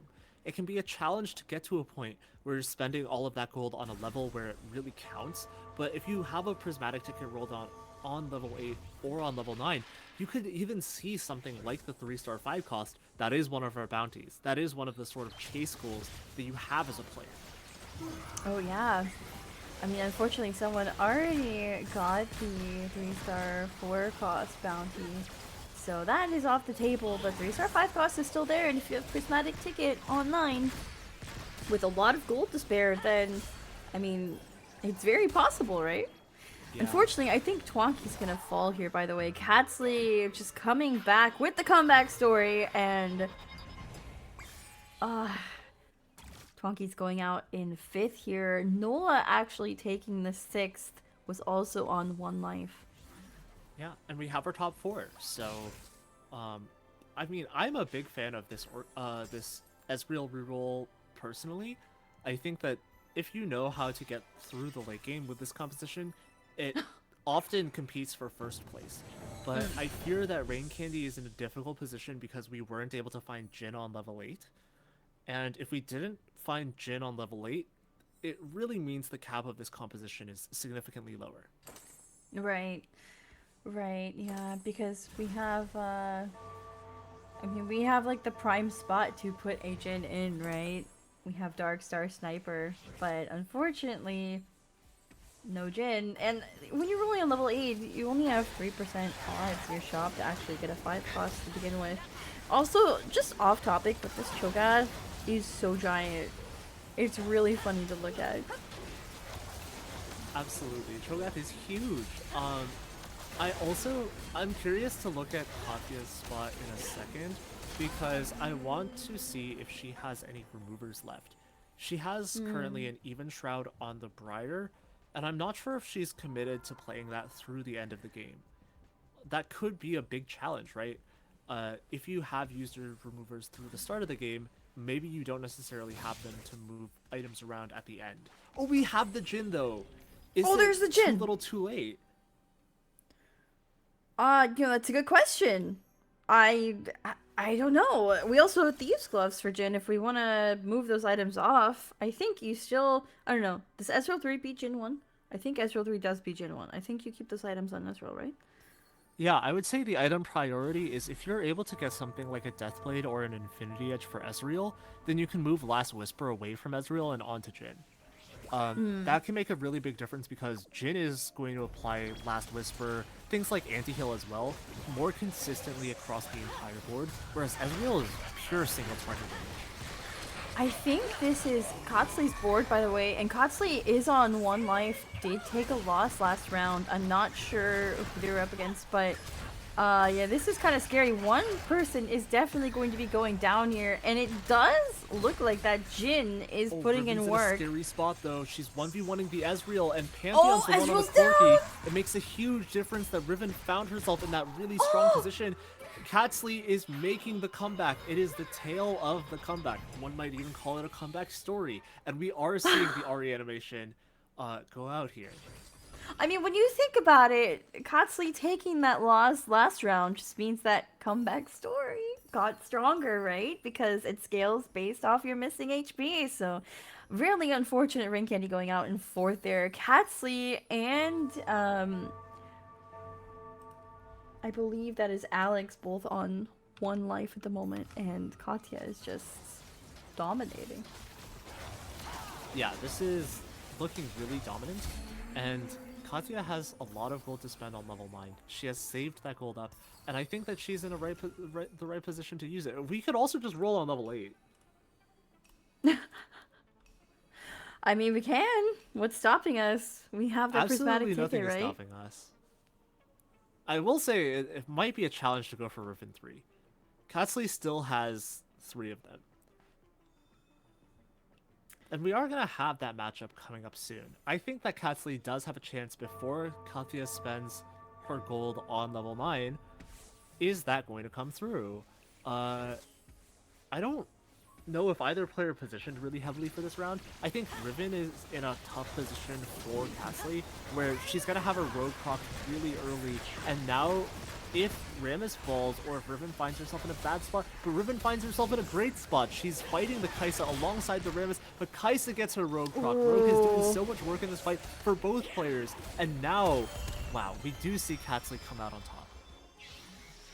Katya taking a loss there. Also, I'm not sure if Alex was up against or whose ghost Alex was up against, but Alex did win as well versus the ghost. So Katya is in a very interesting spot right now. We are on level 9. We did find a Morgana and a Shen. Did put Tom Kench 2 in. Is it gonna be enough? Like, what is going to be enough? We are on 35 gold. What can we look for that would cap us out stronger than Casley with comeback story and Alex's board as well with that fortune strength? That is a really good question. I think that one way that we could do it is eventually to play around this Kindred as opposed to this map. Right now, we have 4 Brawler on our board, but I'm not sure that's playing to our strengths. I feel like this Primordian board really excels at doing damage, and having the Challenger buff for both Bel'Veth herself, if it's to the degree it's selfish, as well as just the attack speed for everyone, that's one of the ways that we can maximize at the end of this game. We don't have Challenger in right now. And So Catsley's Katya out. was against, yeah, Katsley's out. Katya's up against a ghost here, and Katsley actually fell to Alex, who's playing that Fortune Strength board. I guess those artifacts went out. I'm actually really curious to see Alex's board state. If we could look at that real quick. So because this was our Master Yi player, right? Yeah. So we did not hear Urgot 3. Was it Fiora? I guess it must be Oh, Fiora 2 that saved us. it was the Fiora too. I would also say that putting these, I'm curious as to the interaction of these two artifacts, the Silver Mirror and the Yasuo's Blade Work, because Yasuo's Blade Work forces a double attack, and Silver Mirror fixes your attack speed. And Urgot's already a unit that has lowered attack speed. That's part of why the Yasuo's Blade Work is good. There could be a lot of damage coming out from this guy just based off the power of these two artifacts together.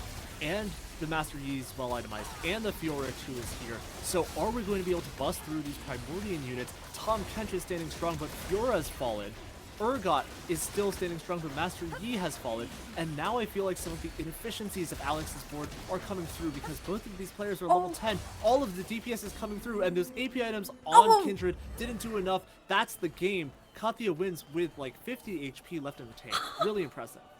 wasn't a 100 HP win though, so unfortunately not a bounty for Katya, but that was definitely an impressive showing.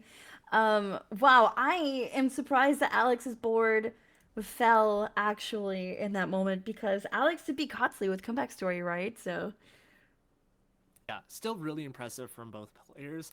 I feel like, we weren't able to see the fight, but absolutely that's one of the fights where positioning can make a big difference, right? We saw that Katsley was playing that Rammus as a solo frontliner, but if Katsley didn't move Rammus into the right position, I feel like what we were able to see is that Master Yi was in such a good position to take advantage of that and wrap along the right side of the fight or wrap around the left side of the fight. And that's one of the ways that the Corgi could have found himself on the wrong end of a big bad sword.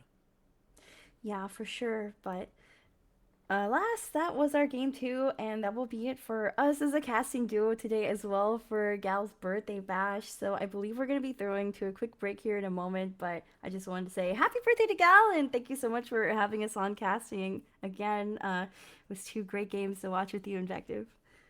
Yeah, it was really, really fun, Leah. Do you have anything you want to shout out before we head out?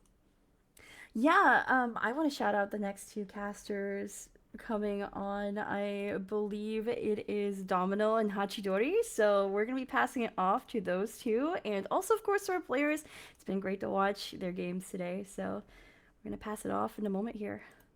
Yeah, I before I go, I want to give a big shout out to Laura, who is our usual producer and also today Mm-hmm. our observer. She is doing so much work for this organization, and she's been around in this organization for way longer than I have any knowledge of. So I think that her work has really shown in terms of building this community, and I'm very Yes. glad to see her celebrated as part of the birthday bash. So with Yes. all that Thank you being so said, much, we're going to Laura. send it to a quick break. And when we come back, we'll be Hachidori and Domino. Yep.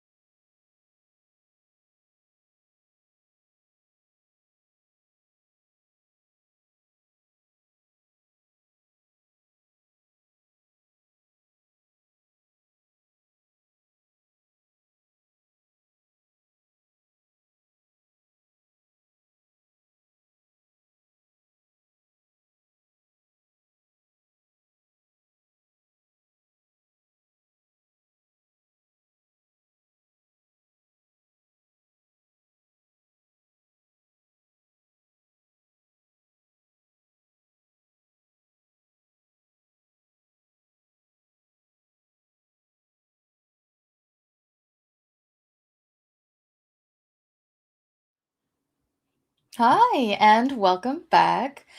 We've done a little bit of a switcheroo as usual, and I'm so happy to have Hachidori here with me. Hello, good to see y'all. Glad to be back on the cast. It's great to get to cast with you again, Domino, for this Yeah, amazing birthday bash. Let's go! I'm so Celebrating excited. Gal. Yeah, 6 whole years. Crazy. I'm so Six happy to whole be years. here, though. Yes. I I- hope that mhm. you are as ready as I am for these upcoming games.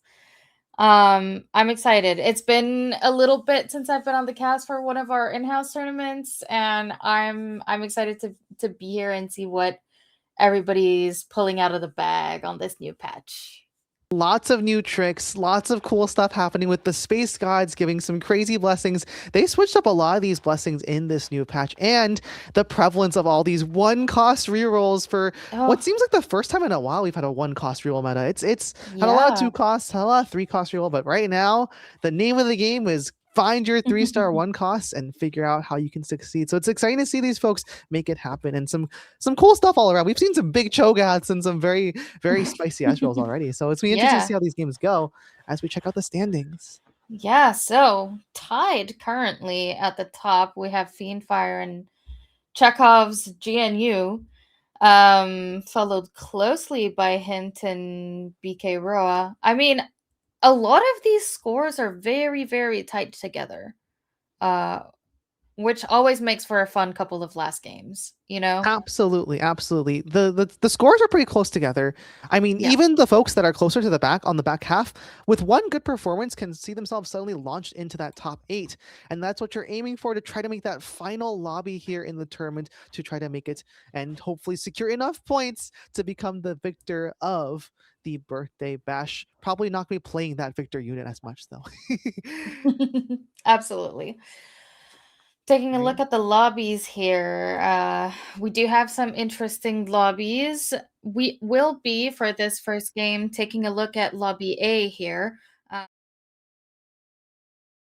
My words.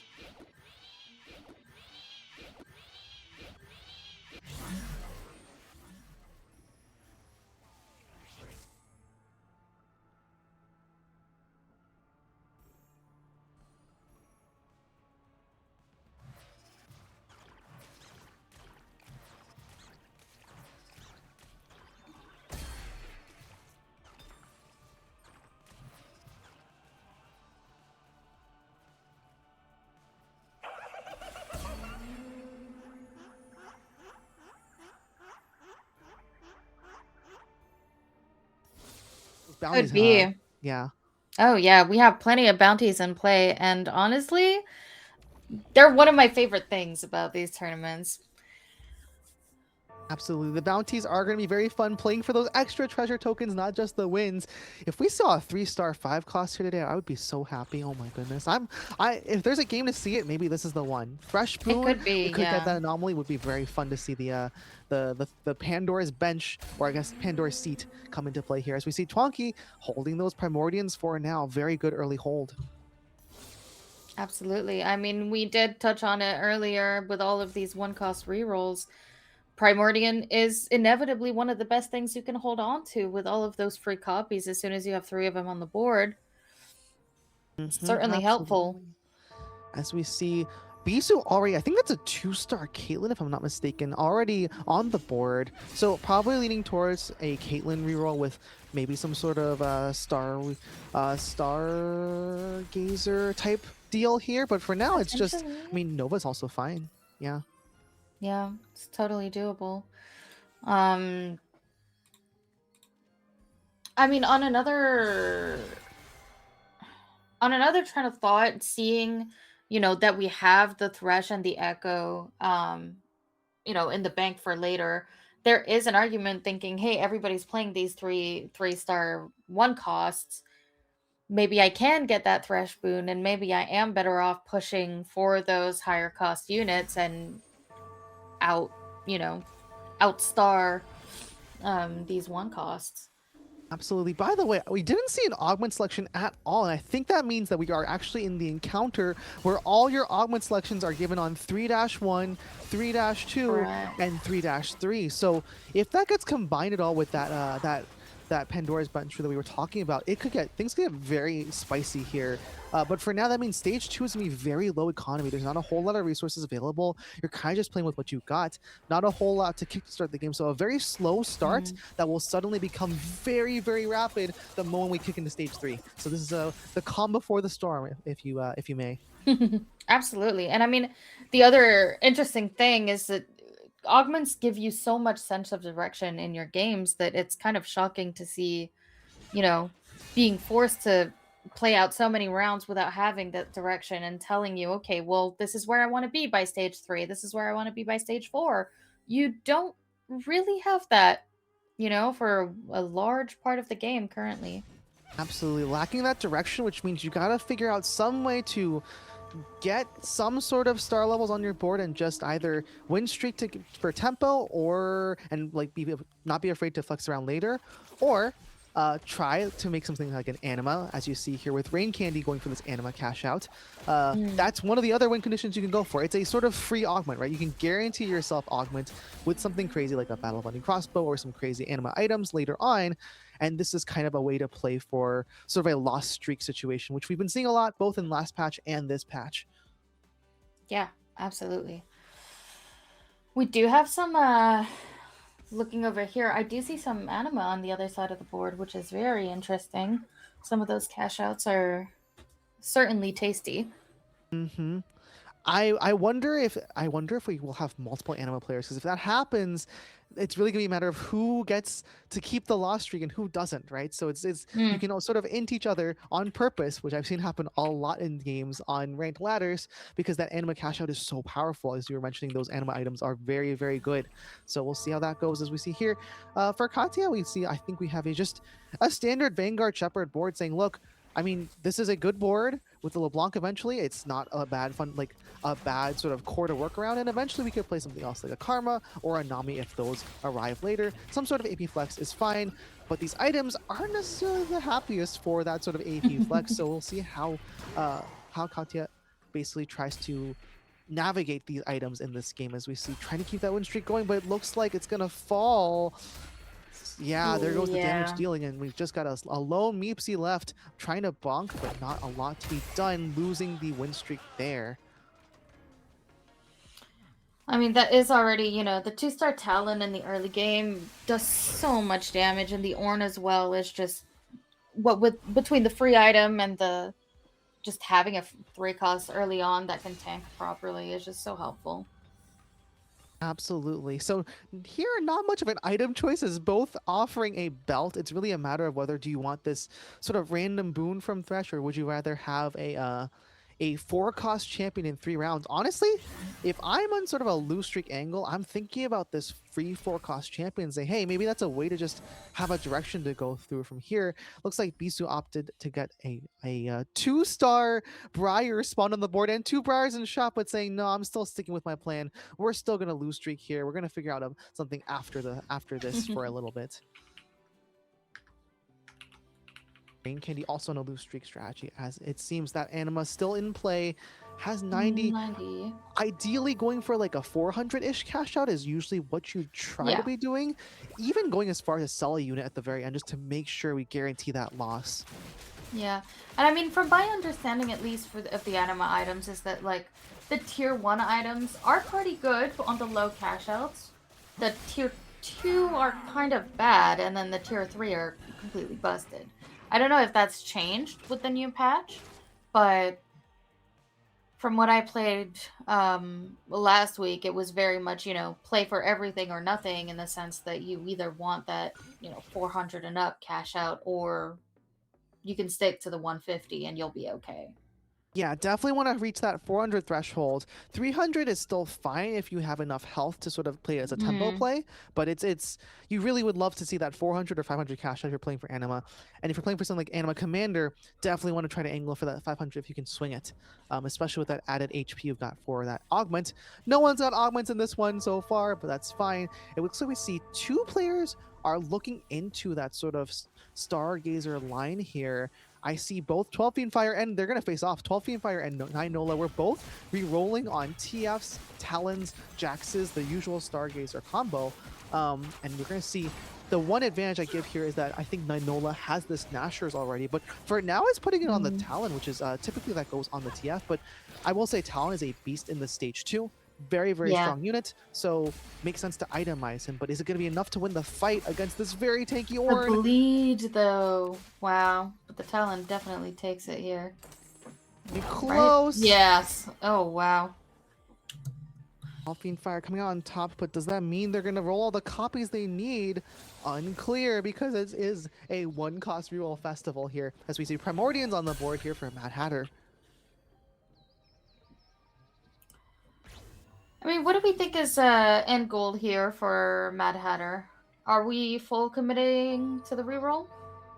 Well, interestingly enough, so if the plan was to full commit to the reroll, I would have expected Mad Hatter to sort of try to stay on level 4, not level up so early, and try to like roll on, basically on 3-1, roll a bunch of gold down to find one cost. The only trick is that usually you'd have a lot of, some sort of other augment here that would give you a bunch of gold or something else to have enough to roll down here.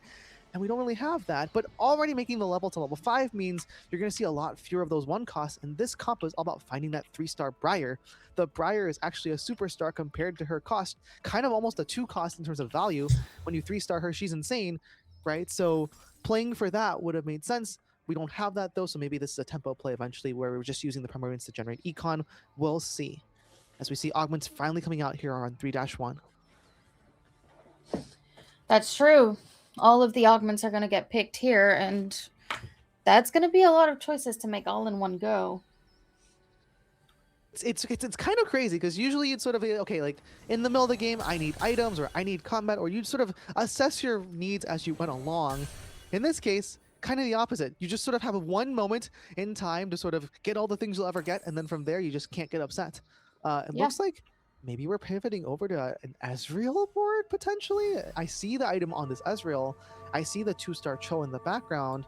Not quite sure what exactly the plan is yet. I guess Primordian will be the econ generation for now for Mad Hatter.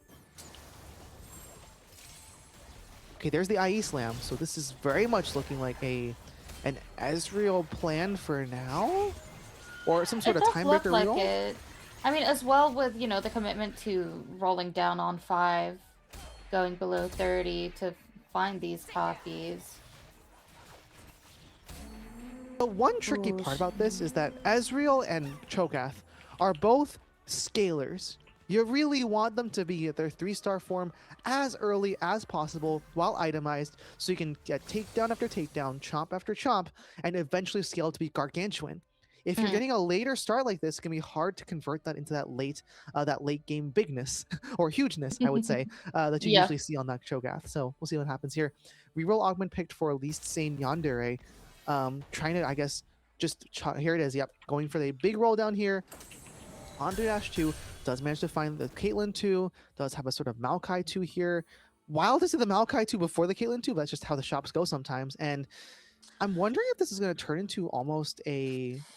Okay, we're still rolling here. I'm curious as to whether an Urgot pivot was possible with the IE and the Last Whisper, but I don't know if that's going to happen here. It looks like we're pretty committed. Yeah. I think it's possible, but it's probably not worth it at this point with all the copies that we currently have. Yeah. And the big difficulty is it's so expensive to be a 3-cost reroller in a world where you're losing a lot of HP to 1-cost rerollers, and you need all the gold to roll for those 3-star 3-costs, right? So it can be quite tough. So sticking for now with just, I think, like a Nova reroll, it looks like, trying to stay with this TF and Caitlyn and make it happen from there. This Caitlyn unit, by the way, got buffed in this patch and is so strong. Insanely it's strong. Crazy to me that it's been buffed. I feel like Caitlyn was already a menace. Am I wrong? I mean, the TF Caitlyn reroll lines were already pretty insane. So seeing her get buffed so much was enough to basically put her into basically broken territory, and she is kind of demolishing the ranked ladder right now for a lot of folks. Here comes the Flicker Blade could be a great include for Bel'Veth, but also something like a Miracle is not bad for a tank. I would guess that there's a Flicker Blade here for this Bel'Veth if I had to guess, Most but likely. Who knows? Let's see. Yep, there it is. There it goes. I will say the Flicker Blade makes this Bel'Veth as strong as maybe even a 4-cost sometimes. She just loves this item. Yeah, I mean, Flickerblade has always been Belveth's best friend, and we do also have the option to make a Kraken here, which wouldn't be terrible on this Belveth either. Mm-hmm. My guess is that Twonky's trying to greed for a Titan's Resolve on That's the Briar, likely, which is like yeah. super valuable. But at the same time, when you got a Flicker Blade, it makes a ton of sense to just start playing for this Belveth instead of the Briar, especially because we have 7 Belveths, we only have 3 Briars. It might be a good plan to just try to go for this Belveth instead and sort of hope to generate the Briars later. We'll see what happens though. Still, very strong board. A Belveth with any good item on stage 3 will be quite strong. That's very true.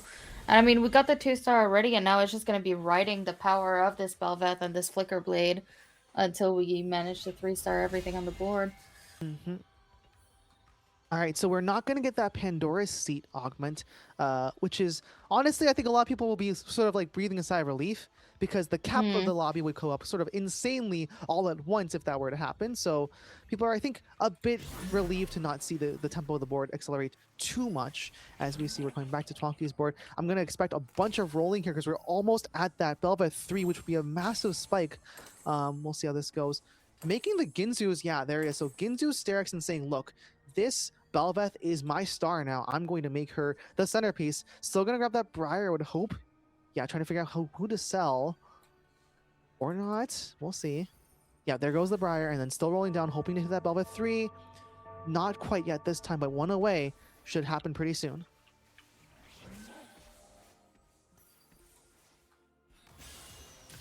That looks like a super powerful Belveth. Honestly, if I am anybody else on the other side of the board there, I am absolutely terrified. Absolutely. The solo plate, though, quite a lot of value here for Lee Yandere. I mean, having that early Maokai 2 and a bunch of Maokai copies, I think the plan is going to be to sort of roll for like a Maokai 3 and say, hey, Maokai 3 with a solo plate, not that bad. Maybe you roll into some sort of Brawler Marauder line eventually. With the Nova, because we're holding this Akali, you know, maybe the Yi's gonna hold those items later that currently the Caitlyn has. Who knows? As for this side of the world, this is that Urgot reroll comp we see a lot on ladder. Urgot 3 is the eventual goal, along with an Aurora 3 and maybe a Ross 3 or a Maokai 3. But Maokai will be hard to hit, given that we see a lot of Maokais on the I think that was Lee Sin Yandere's board. So yes. Rain Candy was the one playing Anima Cash Out as well earlier, so lots of artifacts here. We do have some items here as well. I'm not sure which one that is on the Kane.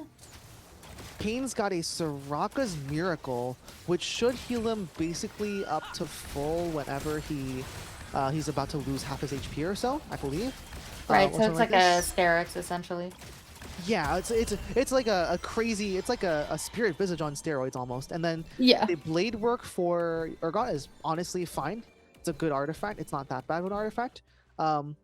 For Anima cash out's sake, it's a kind of an early cash out. Like you usually expect to get like a 400 cash out. We only got like the 300, I think, here, which is why we have this guiding hex. But honestly, I think Rain Candy just wanted to stabilize and make sure they would be safe for the rest of the game.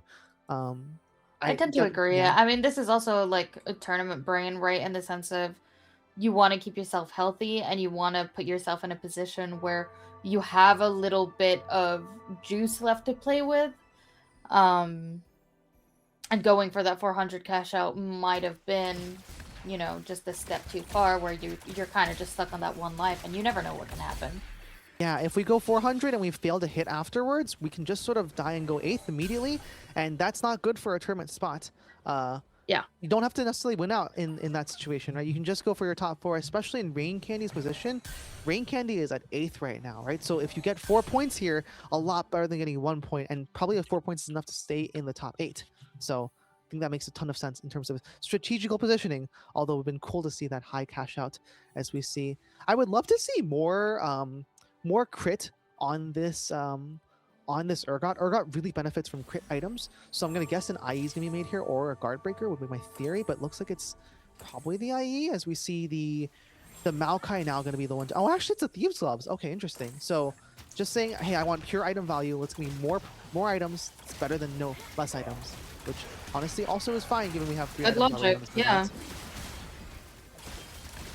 Look at this Belveth. Belveth 3 now for Twonky. has the Flicker Blade. Looking But like this though it's gonna be. Urgot is Ooh. doing so much work though. Yeah, Urgot doing a lot of work, and the multiple artifacts making quite a difference there. Absolutely, yeah. What is Bizu up to here? Bizu is playing something. Oh, this is Invader Zed. Oh, okay, I see what's going on. So we're playing an Invader Zed board and just playing some Bastions, Vanguards, and just basically saying some sort of front line needs to exist long enough for the Zed to spawn 10,000 copies of himself. That's the Yep. plan here. Sounds about right. Like, it doesn't need to be an uber specific board. It just needs to be a board that has some sort of front line that's good enough that will be able to keep everyone alive for long enough to be fine. As we see a Yi 2 as well with an artifact, not a bad Oh, yeah. situation to be. Those were really good rolls hitting that Yi right there. Holding these Urgots also is going to slow down the Urgot reroll of Rain Candy, I will say. But there goes the Zed already, getting bursted down immediately, and Bisu in trouble in this fight. Rain Candy looking like actually spiking quite a bit. There's an Aurora 3 on the other side of the board. With that Guiding Hex, going to actually do pretty decent damage, despite it being a lesser tiered anima item there.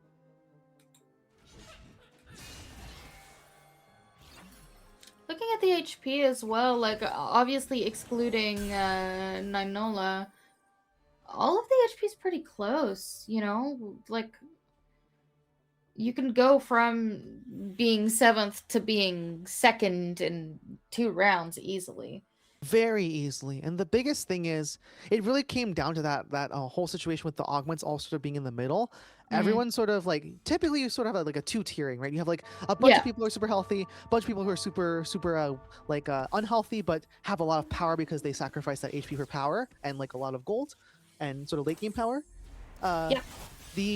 In a situation like this where no one can really accelerate themselves in either direction very easily, everyone's just kind of playing in this sort of we call the mushy middle in hockey, for instance, right? It's a mushy middle where everyone's like, well, I can't be really that good because I'm not sure if I have to play for win streak, but I can't be really that bad because then what if I don't have, it's HP to play scary, with, right? and yeah. So mushy middle happening for sure between all these players' HPs. Everyone's sort of sitting between those 30s and 40s and 50s. As we see next boon here. Rolling the bones or getting a completed anvil, but after waiting a little bit. I think rolling the bones here makes more sense, especially if you're a little bit low on HP, getting that kind of instant gratification. Absolutely. If you need that sort of gold injection, right? If you want to guarantee hitting some 2-star units or extra stars or even 3 stars just before these last 2 fights, before the next turn of the stage, saving HP on stage 4 is really undervalued a lot of times. And if you can do it, it might get you like a few more placements. And in a tournament like this, every placement matters, right? So definitely makes a lot of sense as we see some gold on the board for Mad Hatter here, who did end up going for that Cho'Gath and Ezreal combo, but down to 33 HP, having a bit of a rough time maintaining that HP lead. Looking at this Ezreal here, we are 1 item short. We did start itemizing the Saya on the other side, but I'm happy to see all of these 3 stars online for sure. If I had to guess, Mad Hatter was really, really, really hoping for a sword for a Deathblade here because that really amplifies the damage that Ezreal can do. Unfortunately, hasn't seen one yet, and not making the 3rd slam here is really detrimental because you're losing that much power on your star unit for the whole game, right? The earlier you can itemize this unit, the more you can stack this unit up. And unfortunately, Mad Hatter just not finding that extra sword means gonna fall to Bizu here and now down to basically 2 lives. Yeah, that's certainly a scary position to be in. I mean, at this point, you must be thinking, like, is it worth moving one of the Zai items back? We do have, like, 6 removers. Does it ever make, the Sterax just to give it to one of the frontliners for that much more survivability? Right, because like you could be like you said, you could just slam the Sterex. Honestly, you could even keep it on Ezreal, right? You could slam the Sterex, keep it on Ezreal. You could, AD is AD, as they always say, right? And you can move that item over. You have 6 removers. You can use it as a tank item later if you have to on something, right? Like it's not bad on a Pantheon. It's not bad on like Cho'Gath. It's not great, but it's still not better than having this 2.5 item Ezreal that is not having a lot more trouble stacking and taking takedowns. And so we see on the other side.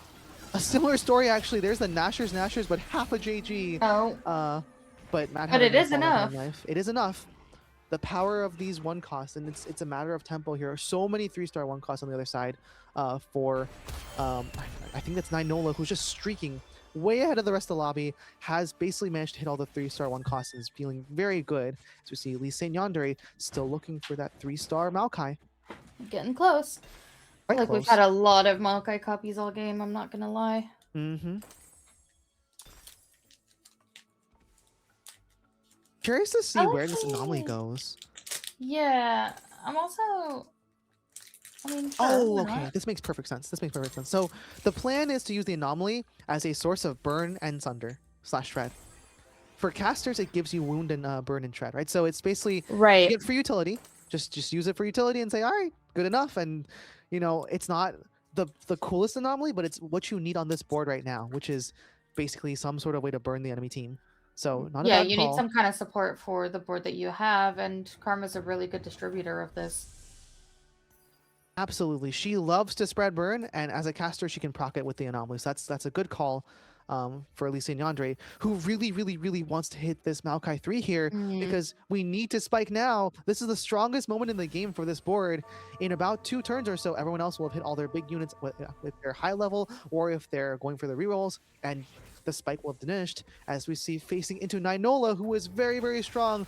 Lee Saint Yandere might Look at that Gwen. be even less sane, less life on the line here. I mean, Ninola's looking incredibly strong right now. It's spooky.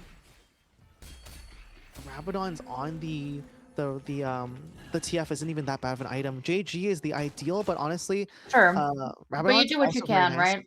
Yes. And then at some Rabadon's also point, like, I'm sure that you're thinking, I would like to conserve this win streak as long as possible.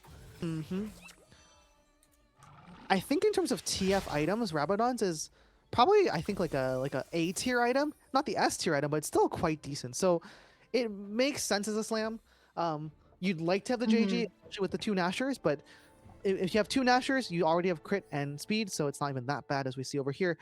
12 Fiend Fire set. I'm going for a 3-star Lulu instead. Rolled for basically what's called the Replicator, Panth plus Melio plus Lulu line.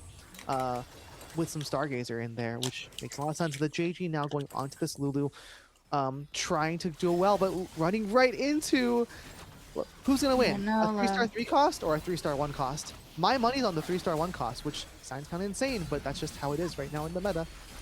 I feel like you're probably right, but I have to defend the 3 cost. And look. Wait. 1 cast? Oh! The Lulu takes the win. Nine Nola finally getting dropped down a peg after that one. Is going to lose on that fight, but still has ample room to grow and 75 HP to spin as we see a bunch of folks eliminated.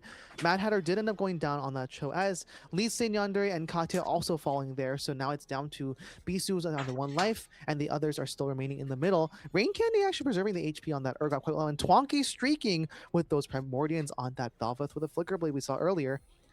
I do like also that Fiendfire is keeping all of these Maokai copies on the bench just to get in the way, Absolutely, right?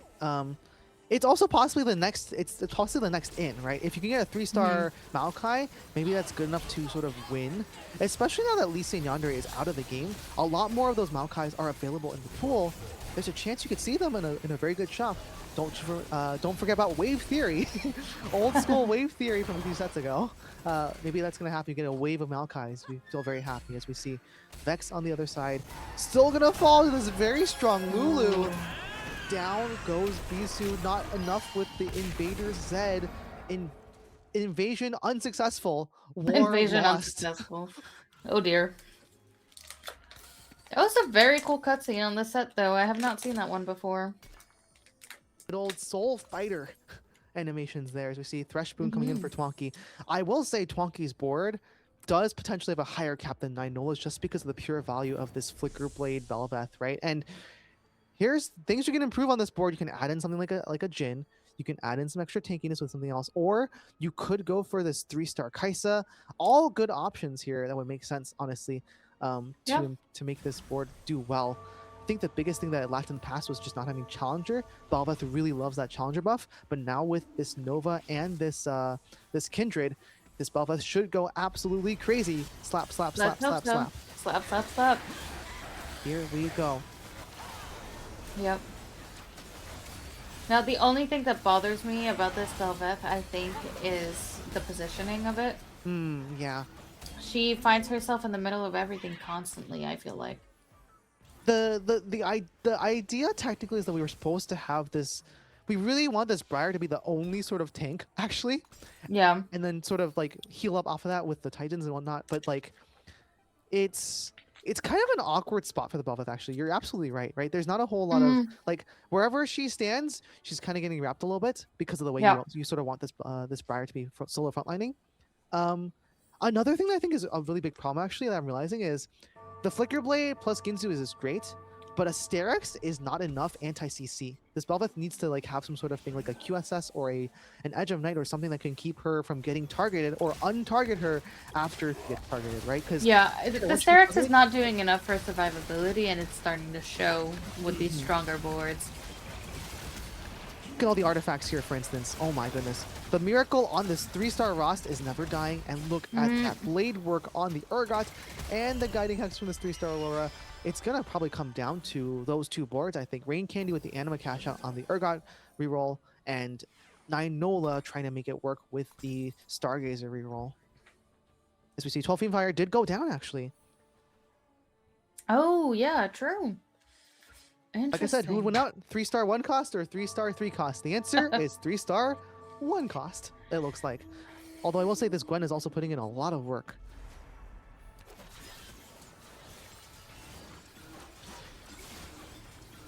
So how do you cap out the board if you're Nola? Are you just gonna go 9 and go for a 4th rogue here? Would you add some Timebreaker for Timebreaker? Yeah, okay. You can What top else is with this there to Timebreaker do, rogue. right? Yeah. Extra attack speed, add 4th rogue. I feel like it's a good combination. Looking for an item, I guess, for the Caitlyn or for the Talon here. Mm. Who's this going on?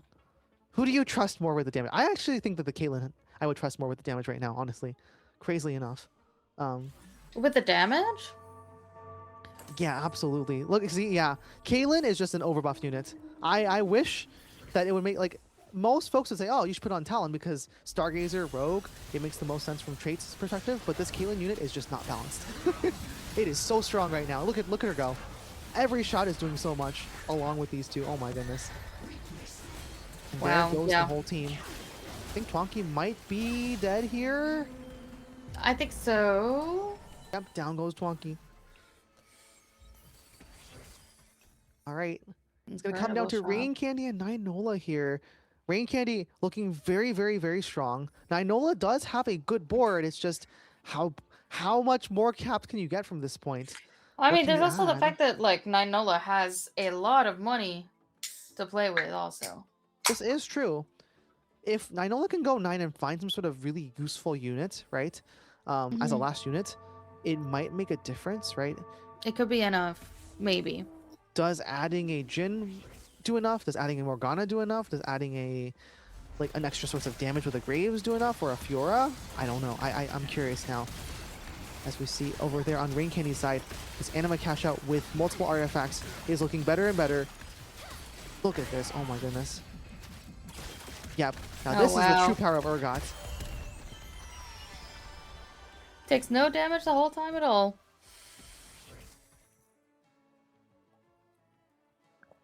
Okay, we see the level up here from Ninola saying, all right, enough is enough. I got to figure out something I can do to improve my board. Does find a Vex, but opting not to play for now. Ooh, okay. This is interesting. We're playing the Sona just to see what the upgrade is, and if the upgrade is very good, it's just worth the upgrade, like, because we know we have certain units that want extra help here. Could be enough to spike the board, right? That's the theory here, more than just Rogue, because this TF is actually kind of the star. If we can find a useful mod, which we did, I think, in this case, then maybe it makes sense to do this. Let's see.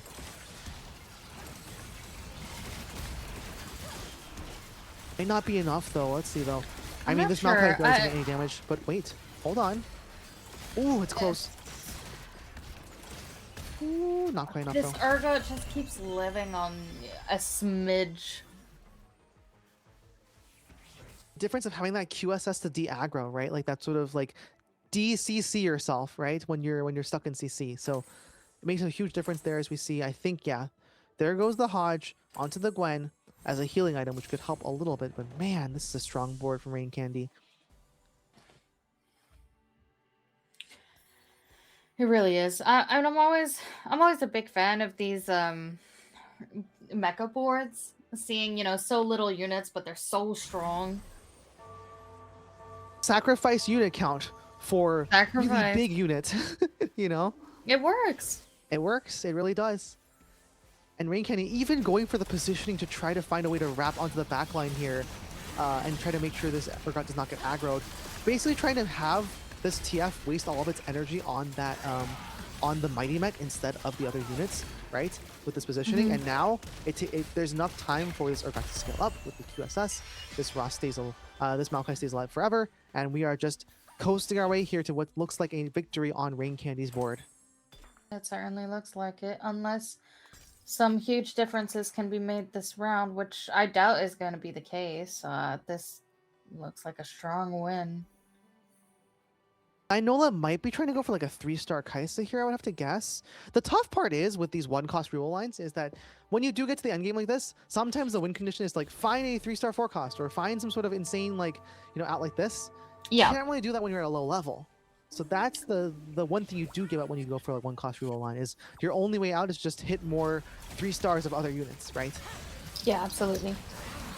Like, the TF did manage to be on the correct side of the Urgot this time. Only question is, does it get to the Urgot before the Urgot gets the TF? The answer might be no. This Urgot, actually didn't. Yep, there it goes. Oh yeah, there Yep. it is. Oh my god, that Urgot damage is nasty.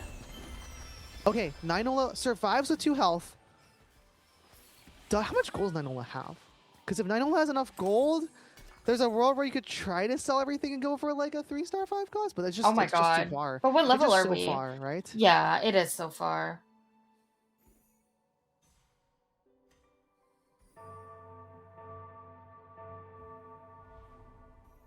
Let's take a look at what kind of loot we get here. Incoming soon for these folks. Like you said, Elder Dragon probably not going to be dropping anything too special.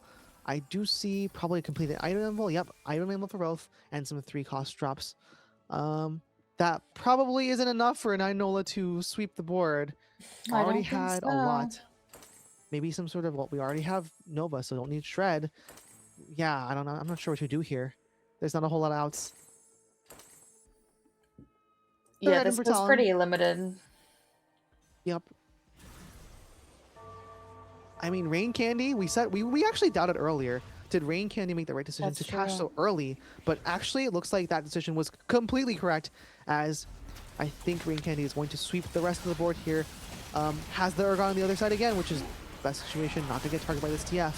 And this Talon trying to stay alive, but it's going to be basically dead. I feel like we did do more damage this round than the other ones, though. We got closer. Absolutely. More damage was done, but Rain Candy coming out on top with an anima-backed victory here. Great play with the Urgot 3 and the artifacts to make it happen, and probably going to be moving on to that final lobby as a result. Yeah, that was absolutely gorgeous of a game. And I mean, Rain Candy made some decisions that we doubted and turned out to be absolutely incredible and pulled out a win from it. So good for them. I wasn't expecting it at all when we were looking, around the early mid game. Absolutely. We were sort of worried about Rain Candy's spot when we saw that early anima cash out, but it turned Yeah. out to be the correct play, going to move on with that first place. Gonna be exciting to see how they do in the finals. All right. So with our third lobbies wrapping up pretty soon, we're going to probably take a quick break here. We're going to take a quick break and we will come back to in just a second, hopefully, once all these lobbies wrap up with the final lobby. As we go, actually, let's quick pop to the standings just to check on things. Looks like we have we're going to see how those update in just a second. But yeah, should be exciting to see who makes it on to the final 8. Absolutely. And I mean, we still have some very close-knit scores here. I think this final lobby is going to be full of incredible players. So I'm excited to see how this goes because I don't know if the last game's going to be just as full of twists and turns, right? It's almost like the closer you get to a final lobby, the more people play standard, if that makes sense, to give Hmm. themselves the best chance of winning. But I always love it when there's an outlier who does something absolutely crazy and gets away with it. Very often I hear from like challenger players or folks playing in like trials or other like sort of pro play that they're scared of getting what, as you would call it, randomed out, right? Where something random happens from like a very unusual spot by someone like basically unknown and does an unusual thing. Uh, but as we get closer and closer to that final lobby, we're gonna have more and more standard play, especially in a format like this where you don't have to have the weirdest kind of win out. You just need to get the Hmm. most points, right? So unlike a sort of checkmate format, you don't have to win the last lobby to win the whole tournament. So it's gonna be interesting to see what kind of standard plays will be made in this last game, as we see so far. Still, Chekhov's new on top for now until we get those things updated. We'll see how these folks did in their last game in just a second. Alrighty. Okay. Oh wait, okay, actually yes. So it actually looks like we do have the final standings actually Yeah, here we do. It's just game with three. these So we eight have the scores folks. here. Okay, so we're gonna go straight into game four. Looks like with these eight folks, it's Chekhov's new hint: 12 Fiendfire, Rain Candy, Catsley, Bakroa, Tamako, and TFT Kitten, all with pretty solid performances throughout the tournament, and all only separated by about 5 points of margin here. Anyone can still win this one. It really just depends on the final placements. Yeah, absolutely. Anything could be done. Is there anybody here that you're particularly rooting for? Honestly, after that game, I'm really curious to see how Rain Candy does in this last one. I was honestly very impressed by the anima play, right? In Mm, a game where yeah, you don't have direction, making the sort of call to say, all right, this is the best thing I can do when I don't have direction was a very smart play. Gonna be interesting to see, with that win, can you ride the momentum afterwards? I'm also curious to see TFT can actually at the bottom yeah. has three straight threes. Exact. That's what I was gonna say. I want to see like, can we get like 6666 or? Like would not win the tournament with 666, but it would be funny to see if we get all thirds. What happened there? Can we Yeah, get like a superlative prize for most consistent player? most Because consistent that's what player. you want, right? Uh, but yeah, we'll see how this last game goes. Otherwise, I would also say 12 Fiend Fire, quite a good player, has a very good chance of doing Absolutely, well yeah. too. So I'm curious to see how they do. And yeah, don't discount the person at the very top. If you're at the top of the standings, it's true for a reason. Got a lot of points. First, second is a very, very strong performance. We'll see how this final game goes for Chekhov's new. Absolutely. This is gonna be Huh? interesting. We'll be going into break. Sorry, into game in just a second. But looking at this, the standing is so close. I'm trying to do the mental math to take a look at what does everybody need at minimum, right? Mm-hmm. I would guess that if you're well, it depends on others' placements, but basically, Absolutely. Hint and Fiendfire I think are probably able to win if they get a first, unless if Chekhov like comes in second, right? Right. Um, I think basically you're probably playing for something like a third place if you're in the top half, and you're probably playing for something like a first place if you're in the bottom half, right? Because here's the problem: if TFT Kitten or Tamako win, they would get to 26 points, but they still need the other top four players to fall below that, especially because I Yeah. believe one of the first tiebreakers is the number of first places. So it would matter quite a bit, even with ties, that these people already have first places, right? So kind of have to hope for some help if you're Tamako or TFT Kitten. If you're in the middle of the pack, maybe a second or a first is good enough, right? And if you're at the top, maybe all you need is like a third place. Yeah. We'll see. Absolutely. We'll see how it goes. I mean, and then there's also like the argument of do you ever choose to play for sabotage, right? Mm, To make sure that the people who are at the front currently aren't the winners and give yourself that extra chance by trying to play whatever they're playing but better than them. definitely possible. Like if you're Tamako or TFT Kitten, you could go for sort of like a I play the one cost line that you're playing, but I have like a better augment or a better situation than you. Better It's a way to opener, try to yeah. like sort of counter them. Could be possible. Um, It's just tough in a format like this because then you sort of open up the field to the middle, sort of leapfrogging you, right? If your spot doesn't go very well, Yeah, because you still have to get a absolutely. win, right? If it's checkmate format, I feel like it's a lot more doable to go for this kind of thing. A bit trickier, but maybe it's still possible. Maybe the lobby can still sort of collude to make it happen. Gonna see what happens there. Might just be standard. We'll see how things go as these folks get set and get ready to play in the game in just a second. And as a reminder, they are trying to win these prizes. If you get first place in this one, you can walk home with $50 on the line. Even second place getting $30, quite a good prize. Yes, and other than, all of the pricing that we have here, there is also a reminder in place for the bounties that we have on the board for the tournament today. One of them has already been cashed in, the 3-star forecast, but taking a first place without any active traits, getting a 100 HP win, and getting a 3-star 5 cost are still in the running. These are all potentially claimed for treasure tokens, which will maybe give you a chance to that one chibi that you've always wanted and you still haven't gotten. Yeah, I still need to roll my treasure tokens on Chibi Soraka. That Soraka is very, very Ooh. cute. We'll see if I can get it in time. But yeah, I don't know if we'll see a 100 HP game here, but it would be really, really, really cool if we saw a traitless win. That'd be interesting. Um, Do you remember that one augment Misfits, yeah. before Misfits? I don't remember what it used to be called, but it was essentially that, right? It was any unit that doesn't have an active trait gets XYZ buffs. And Oh, this when was this? was Oh, I this was forgot a what hot this minute was. ago, but it was very nice, and I'm trying to bring this back with this bounty, Mm-hmm. Mm-hmm. We do have Evelyn here. Look at her. Look at her go. Evelyn and Thresh on the other side. I will say the Evelyn boon at the end of the game is probably one of the best combat boons in the whole game, right? 10% damage reduction for your whole team is quite strong. As we see, ooh, the tempo of the board going to be increased quite a bit. Lesser champion duplicators are on the board for everybody involved here. One now and one around stage 3. That's going to make rerolling a lot more incentivized here early on. Absolutely. I mean, I guess we are going to be seeing yet again quite a lot of reroll boards. I mean, to be expected, but especially with this duplicator online. Absolutely. Primordian holds here from Rain Candy at the start, but also keeping a hold of that Jax and that Aatrox because you never know, maybe we'll go into Stargazer instead. But for now, angling towards Primordians as a default, it seems, as we see some more drops here of one cost. 2 Shepherds! Maybe you could go for Shepherds, but you're trying to aim for a win. That's not going to get you a cap-out win, honestly.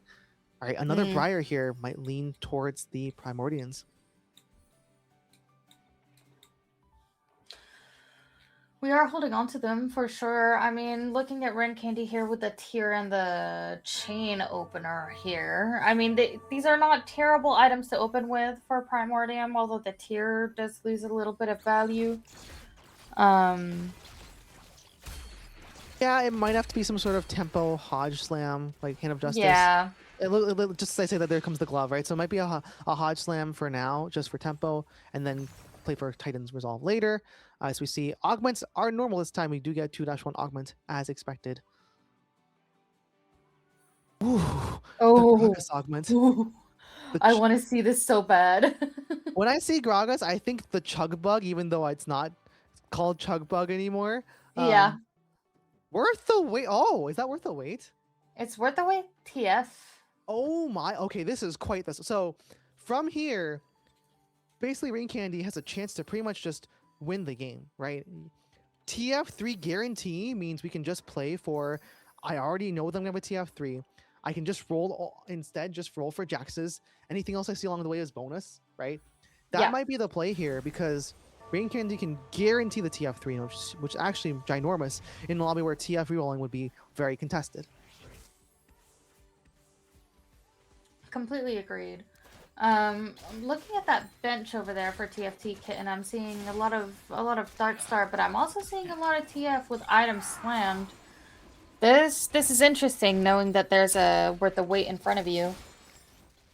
Yeah, it's a bit tragic for TFT Kitten because, like, it means a lot of the units are being contested. And the thing is, it is sort of the correct spot for Rain Candy to play this, right? Like, you have the worth the wait. You sort of are forced to play the Stargazer line. So, gonna be interesting to see if, you know, with one cost reroll, you can support, I think, 2 players on the same line. So it's not impossible for both to play it, but only one of them can really make it out and have a really successful time, I would say. They might both top 4, just be tough for one of them to, for both of them to win, I guess, in that sense.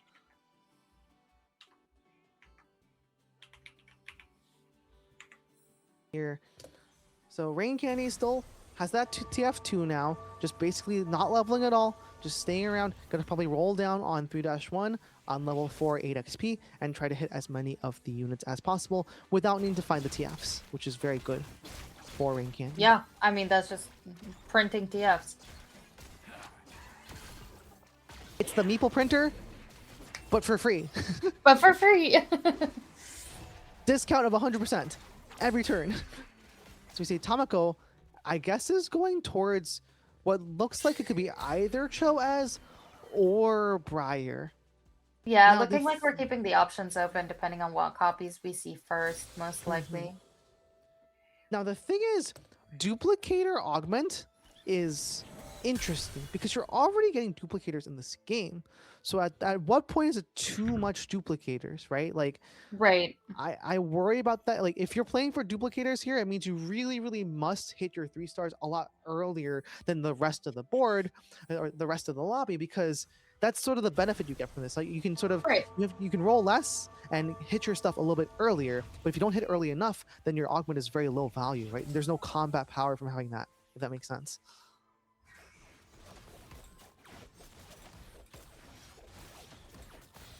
This board Looking over looks... here, birthday present I'm seeing on the other side, which is interesting because that tends to veer more towards the fast line kind of angle. Yeah, you really want to get to level 9 and be able to sort of play that whatever 2-star 9 cost, not 9 cost, 2-star 5 cost you get at level 9. Imagine a 9 cost. 9 costs, I mean, the Omni Weapon cash out for Anima is basically turning any unit to a 9 cost, let's be real. Yeah, I mean 9 cost is just like Mort Dog loads into your board. Yeah, what And if you're click right? What if delete. 9 cost is Mort Dog? Ooh. You just see him like walk up onto the board and say TFT, walk away, and the entire board just disappears. Like, it's like the star, like, from 2 sets ago, the sort of the crew, the blasters. Oh yes. He just walks onto the board and says TFT, and then the entire lobby just loses all of its HP.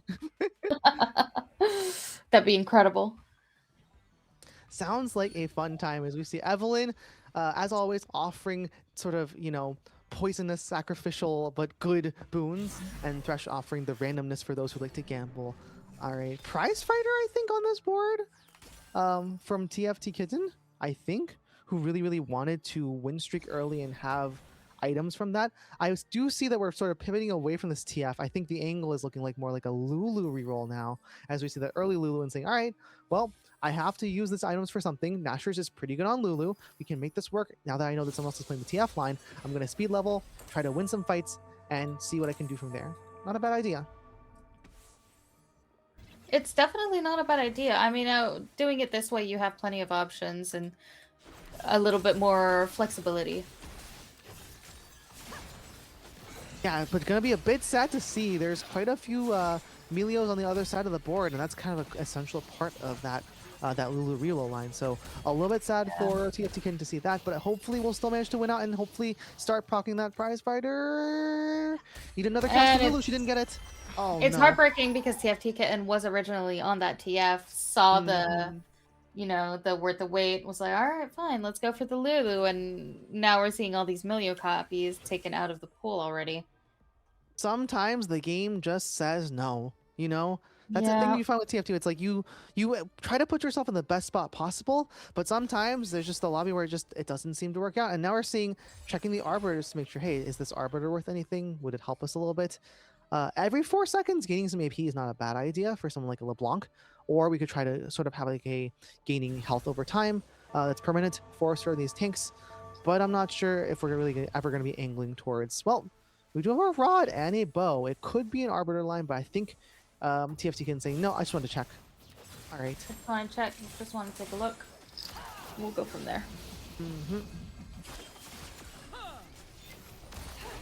On the other end, I see a Kaisa. Is that a Kaisa 2 for hint? No, it's a Kaisa 1. Is it Kaisa 1? Okay. It does look like it's just a Dark Star angle for now for a hint, but I'm going to guess maybe it's a 3-cost reroll for Kaisas, right? Already quite itemized with the blue buff and the IE as slams for this Kaisa. Those are all the items that have been made, so I'm guessing it's just looking towards a rogue reroll with maybe it's Fizz, maybe it's just Kaisa and some Dark Star units. We'll see what happens there. Yeah, absolutely. I mean, I will say I have been enjoying the Kiz boards. They seem to be pretty entertaining for the most part, and those units are absolutely insane. Are quite gnarly, as the kids say these days. Primordian's still on the board here for Tomoko. Has a giant Slayer slammed, but then has the chain vest on the side. That's pretty unfortunate. Would rather have that back and be able to make the Titans resolve. Hoping to see another bow here, but honestly not the happiest with that one. Maybe gonna opt for a QSS instead. Only sees a sword. I guess Edge of Night could be made as an option for It that could be. rider. We'll see. Okay, here comes the roll down for Tomoko. Wants to see a lot of Briars, hoping to hit that Briar 3 on this turn. Does also want to hold these rows, interestingly enough, which makes sense. Opting to sell the Gwens. Opting to level, okay. That's quite the I choice think there. seeing, the item combinations that we have, it's kind of a moment where you think, well, maybe rolling for this Primordium is not my best option. We're also not buying this Briar in shop as of right now. Now, the wildest part for me, okay, so we do end up still making slams for this Briar. I would say pivoting to a Kaisa reroll was scary because we know that someone else is also playing Kaisa. So, a little bit tricky as we... This might not be something that Tomoko has realized either. Yeah. Like, has Tomoko scouted it? I don't know if they know. Fiendfire, by the way, a sort of late anima, but still should be able to cash by 4-1 or so, I believe. I'm not mistaken in terms of the math. This is a good play for first, right? If you know you can get anima, and look at all those Urgots and Maokai's held in the background, it could be a reroll Urgot line out of an anima cash out, similar to the game that we saw earlier from Rain Candy. Yeah, absolutely. Feeling lucky? I really like this. Honestly, pretty often, right? If my other silver augment options are kind of not the greatest, then there's not really a reason not to take 12 gold. Yeah, it's never that bad. It's great if you get the heads up. Yeah. Gold is gold. You can never lie with gold. Gold is gold. And in the case of Tomoko, goes for the items because the items have not been great, but ends up with 2 rods. Really tragic, I would say. The rods are really not going to be that helpful, except for maybe one of them is a Ginzu's or something. But yeah, these items are... This is what we got for this Briar. It is a Briar 3, so we should be able to streak this stage at least. But definitely going to be starting to think about how can I negotiate the items in the future with these 2 rods. What will these rods become? So we see over here, with its Rain Candy's board, the Worth the Wait TF. Still not quite TF3, almost there. One more turn, we should be there. Look at this Briar 3. Just mowing through everything. It is the most powerful 3-star 1 cost I've seen in TFT history, maybe. Potentially. It might be. It might be. It's definitely got potential for it. Tomoko still rolling, looking for, I think, the Rek'Sai copies? I would venture to guess. Not really finding any, though, which is a little bit tragic. Has 5 Belvets and 5 Rek'Sais, which is funny given that one's a 2 cost and one's a 1 cost. There comes the Rek'Sai finally. We have 6 Rek'Sais and 2 dupes. Now, remember what I said earlier. Tomoko opted for a duplicator augment, right?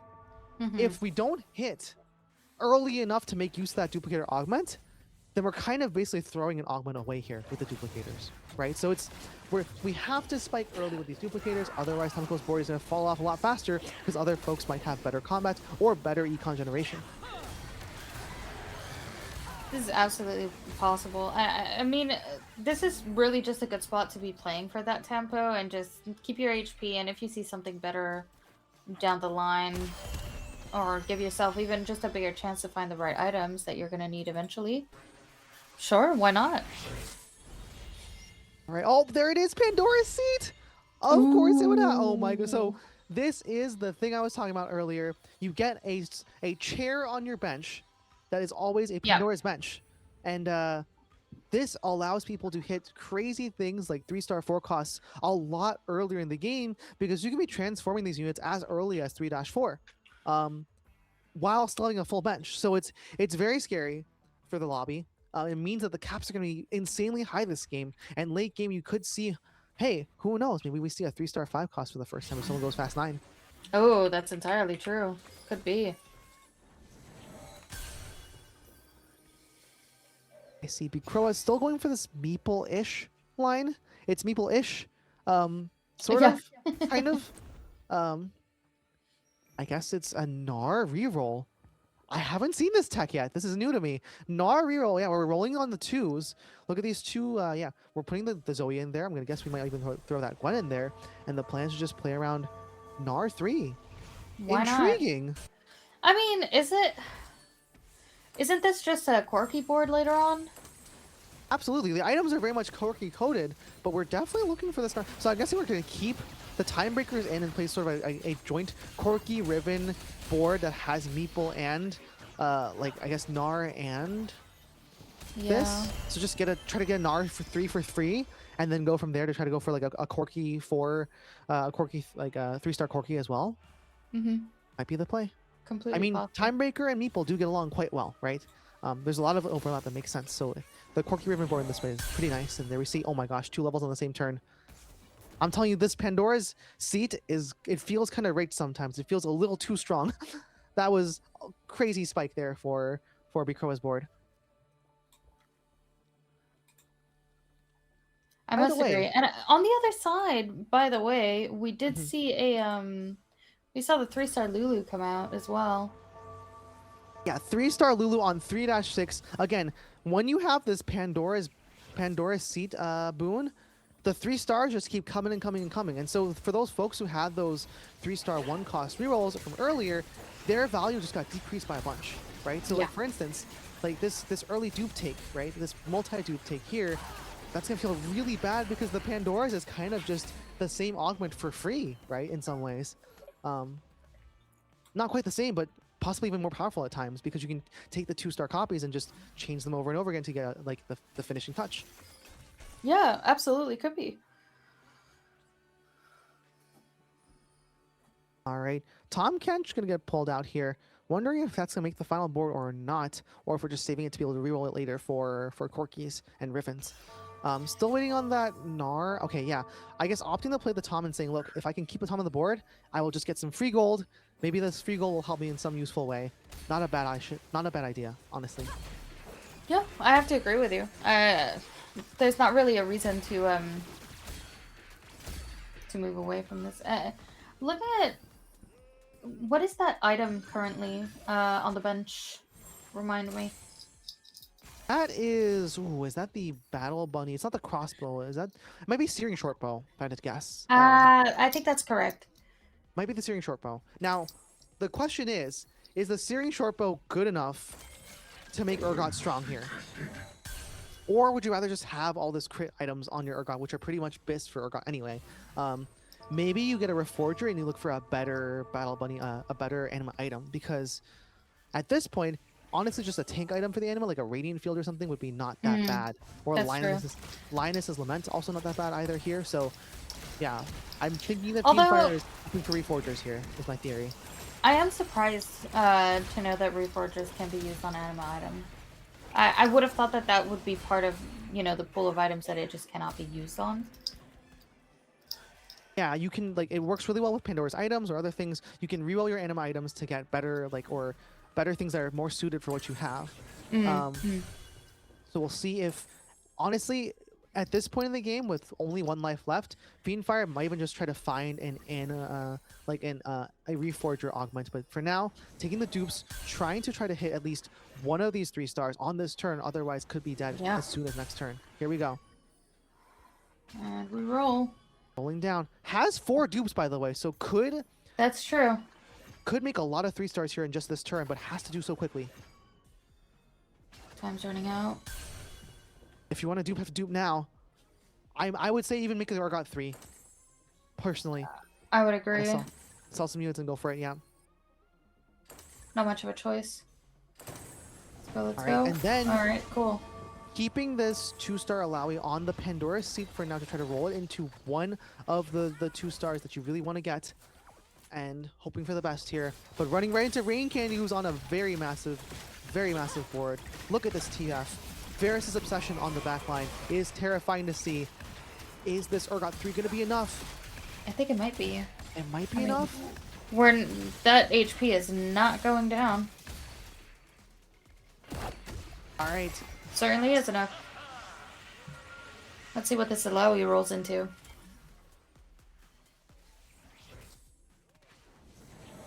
Oh, it rolled into Urgot. No. Oh, how unlucky. That's so sad. That's the worst feeling in the world when you use all your dupes to get the Urgot and then, oh my goodness, that's a tragedy. Yeah, that really is. There's nothing you can do about it either. It's not Also, like just you can not seeing a trade. Silver Forger is really unlucky for Fiendfire. 'Cause Yeah. you really don't like this. This Searing Shortbow is not doing enough. Like Guiding Hooks could be useful. Like there's a lot of items that would be useful for Aurora or for our tanks, and we're not seeing any of them. Velvet 3, Briar 3. Bryce This has is some that- good items. That oh my goodness, is that early learnings? Early Oh, learnings. dear. Chekhov's new. But it might not be enough. No, it isn't. This Urgot's putting in so much work. Barely Chekhov's alive new. there. Down to 1 life. Chekhov's new, by the way, if I'm not mistaken, Chekhov's new was the leader of the entire tournament. That's so with Chekhov's new correct. falling, this opens the door to so many folks in this tournament if Chekhov's new were to take 8th here. Oh yeah, absolutely. And Fiendfire, I believe, was in 3rd place and is also looking pretty low on HP. There's a chance we're gonna get a really big upset here for our last game. You know, crazy question. If you're at 5 HP and you take the Evelyn Boon, to just die on the spot? It loses you I 5 guess position so. health, right? Or maybe it's grayed out. Maybe you can't click it. I wonder. But also, if you're Chekhov's new, you could take that because going from 6 to 1 HP, yeah, there it is. So the 1 HP gambit here for Chekhov's new saying, look, I'm 1 one life life. anyway. I'll take the best thing I can get right now, which is a completed item, and go for it. If Chekhov's new were to somehow win out from this spot, it would be the most insane comeback in the history of TFT from 1 HP down. I don't know if it's possible, but it would be beautiful if it were to happen. For now, running into a Vanguard Shepherd's line, not Nami, Karma plus LeBlanc as the backline here. This should be fine for Chekhov's new for now, although the Briar's already dead. We'll see. Briar is already dead, but Belbeth is pretty protected for the time being. Oh. For now, but now it's getting targeted. Very close. Oh my goodness. Oh. Just barely Oh. enough. Oh lord, that was close. Chekhov's new stays alive for just this turn. But man, oh man, is it terrifying here. This is one scary spot to be in. That's for sure.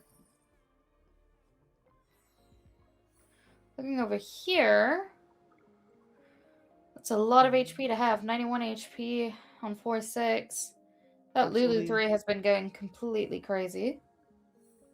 The early, and this is the thing about the early dupes combined with the Pandoras, right? Like, people are hitting their units so quickly compared to what they usually would. The craziest thing is that Catsley's, like, Not Catsley's even supposed to got be playing. the Pandora seat either. Oh my goodness, without it and still hit that early is insane.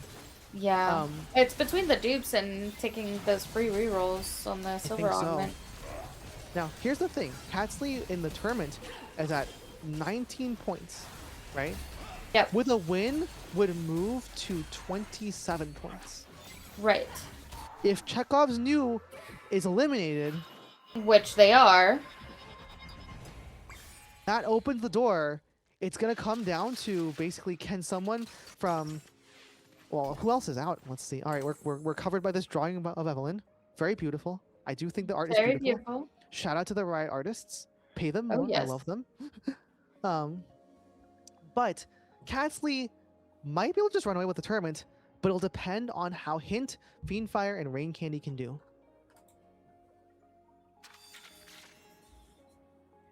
Yeah, has enough gold to just be able to greed for the exact items that are wanted. In this case, I think looking for a burn item, and this is burn. You would get the Sunfire, and there certainly it is. is. Yep. I mean, Sterix can just go on someone like Rost, and you're not even that sad. Yeah. You're not mad about that one, that's for sure. I mean, this board looks so solid, to be honest. Although, I feel like the front line may eventually fall off. Mm-hmm.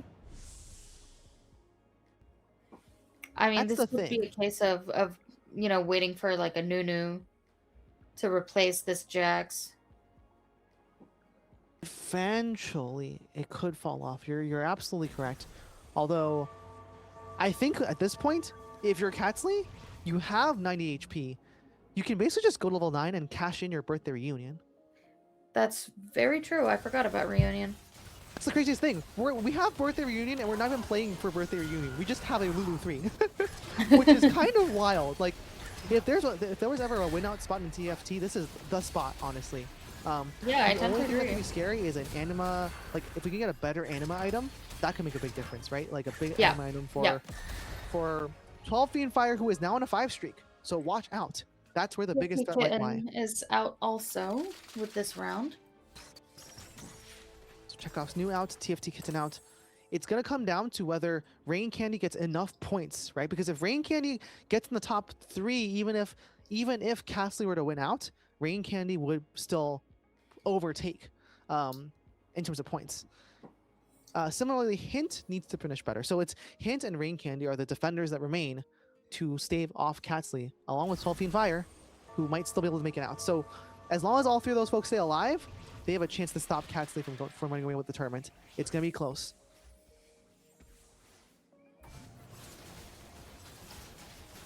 Tomiko's board. I mean, yeah, we have this Briar 3, but Lulu 3 that early, this strong, the altar, oh my goodness.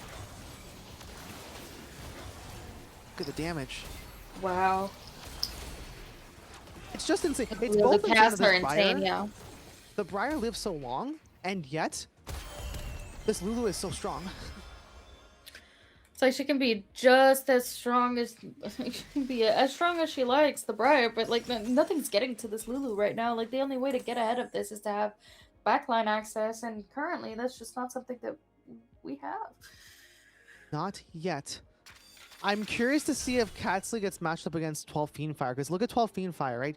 Pretty strong. Maokai 3, Urgot Urgot 3. 3.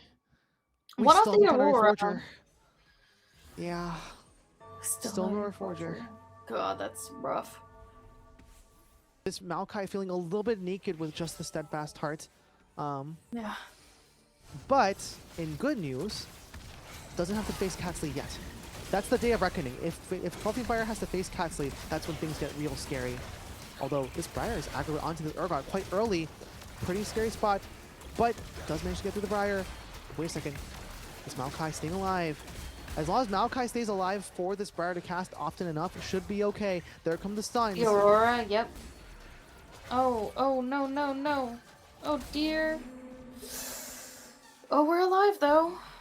1 life for 12 Fiend Fire, 1 life for Hint. Also 1 life for Proa. There comes the 3-star Aurora on the board. That's gonna make a huge difference for Fiend Fire. Should absolutely, hopefully be the difference maker. Item Anvil as well, trying to find a useful tank item. Gargoyle Stoneplate is probably the best option, but that means we're going to have to place this Maokai on the outside, I think. Or solo frontline it. We'll see what the choice is here. Yep, outside there. Adjusting for the fight. I do like Here this, we go. yeah. Facing See how this into goes. Hint. Dude doesn't seem too strong, to be honest. And this board has not gone on strong. The Riven is aggroed on the back, trying to kill this Urgot, but already But going no down items. with it. No items as Yeah. well. I think Hint is going down here.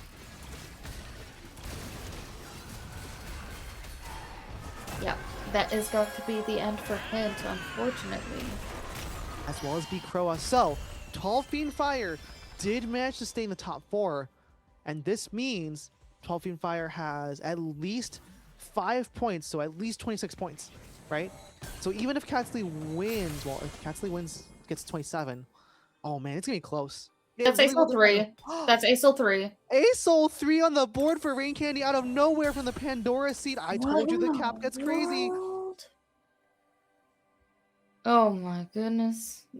Don't you love how there's TF3 on bench? Oh, it's worth the wait. Okay. Here's the thing.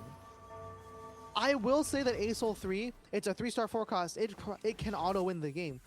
But the one thing that can beat it is having a better 3-star forecast. ASOL is a very good 3-star forecast, don't get me wrong, but it's not as good as some of the other 3-star forecasts. So if you can find, let's say, a 3-star forecast Nunu or something similar, Yeah. maybe it's good enough, right? Maybe it's better. I mean, in your opinion, what's better, having a 3-star backliner or a 3-star frontliner in a forecast? In the mech conference sense, you would rather have the 3-star Mighty Mech over the 3-star ASOL. Like either is good enough Sure. to win, but you'd rather have the mech, right? Right. In this case, it may not matter because just the rest of the board is already so 3-star that it might not matter at all. But we'll see. Oh my goodness, 3-star forecast. I mean, maybe the only out for the rest of the players is 3-star 5 cost, right? That might be the only way to get out of it. But Catsley must be feeling hard done. Thought that they had the win in the bag. Rain But Candy no, said, no, "Hold up." no. Wait a minute.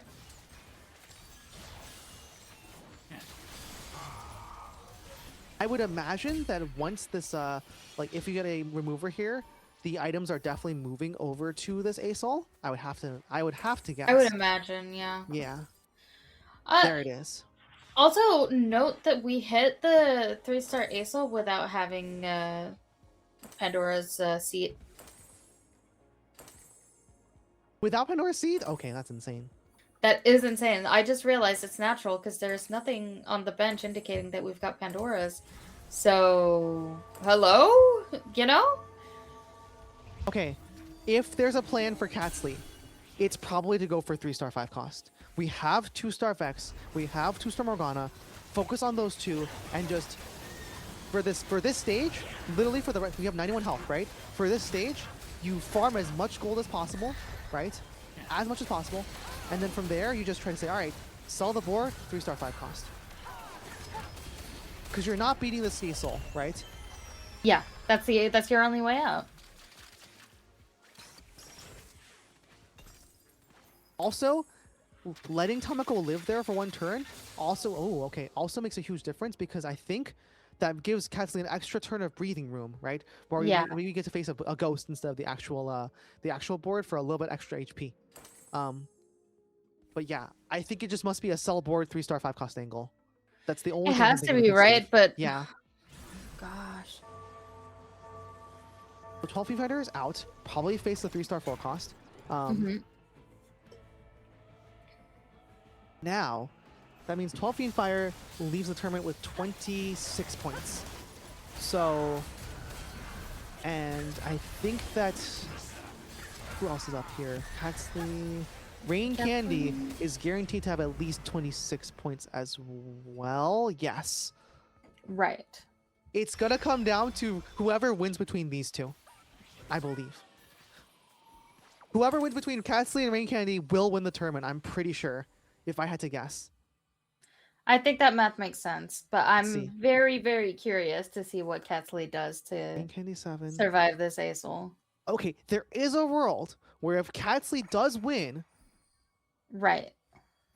actually, yeah, if Catsley win, yeah, because the tiebreakers are, I believe, game 4 placement. So Yeah. so I believe that it's Catsley would win the whole tournament. Yeah, so it's just they could tie, but Catsley would still be the winner. So Right, because of it the just placement. depends on what happens here. Let's see. All right, here we go. This ASOL. Oh my goodness. The I mean, look at it laser just go. beam. Oh my goodness. It's not even like It's not even in transform mecha form. That's the craziest part. Oh, that That's is the craziest true. part. Go on, Cassidy. Cell Catsley board, has do it. 4 Vexes, right? This is the only thing I can think of. 4 Vexes for Catsley.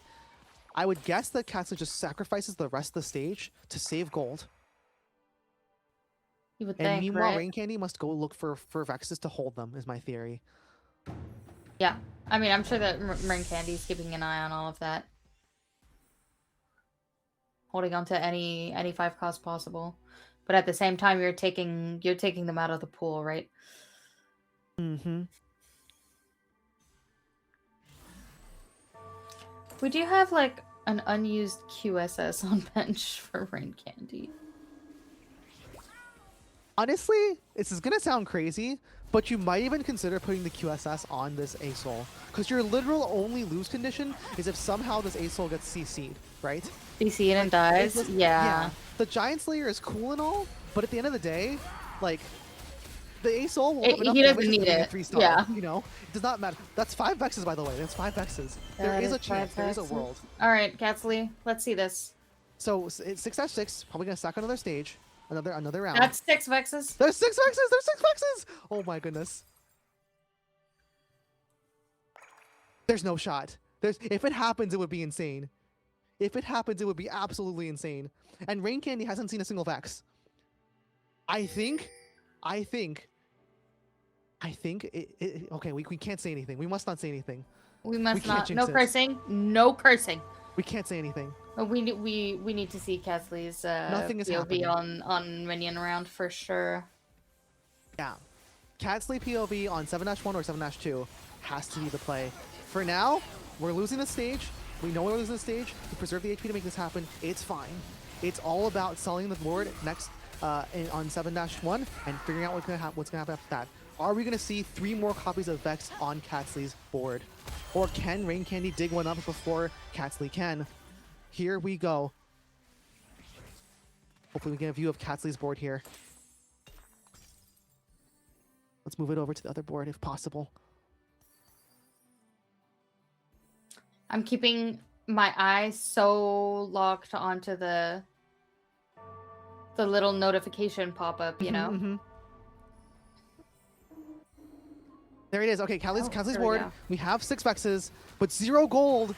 So now here's the thing. You can actually, in terms of HP, you can die, you can lose one more fight and still have enough HP, right? You've been But I killing feel enough like units. you're... Okay, there's Oh. 7 Vexes, 7 Vexes. Okay. Start selling, please. I think. Well, because Okay. I'm too afraid that Okay, we're going. Rain We're going, Candy we're going right hits now. it. We We're have going to right go. now. Here we go.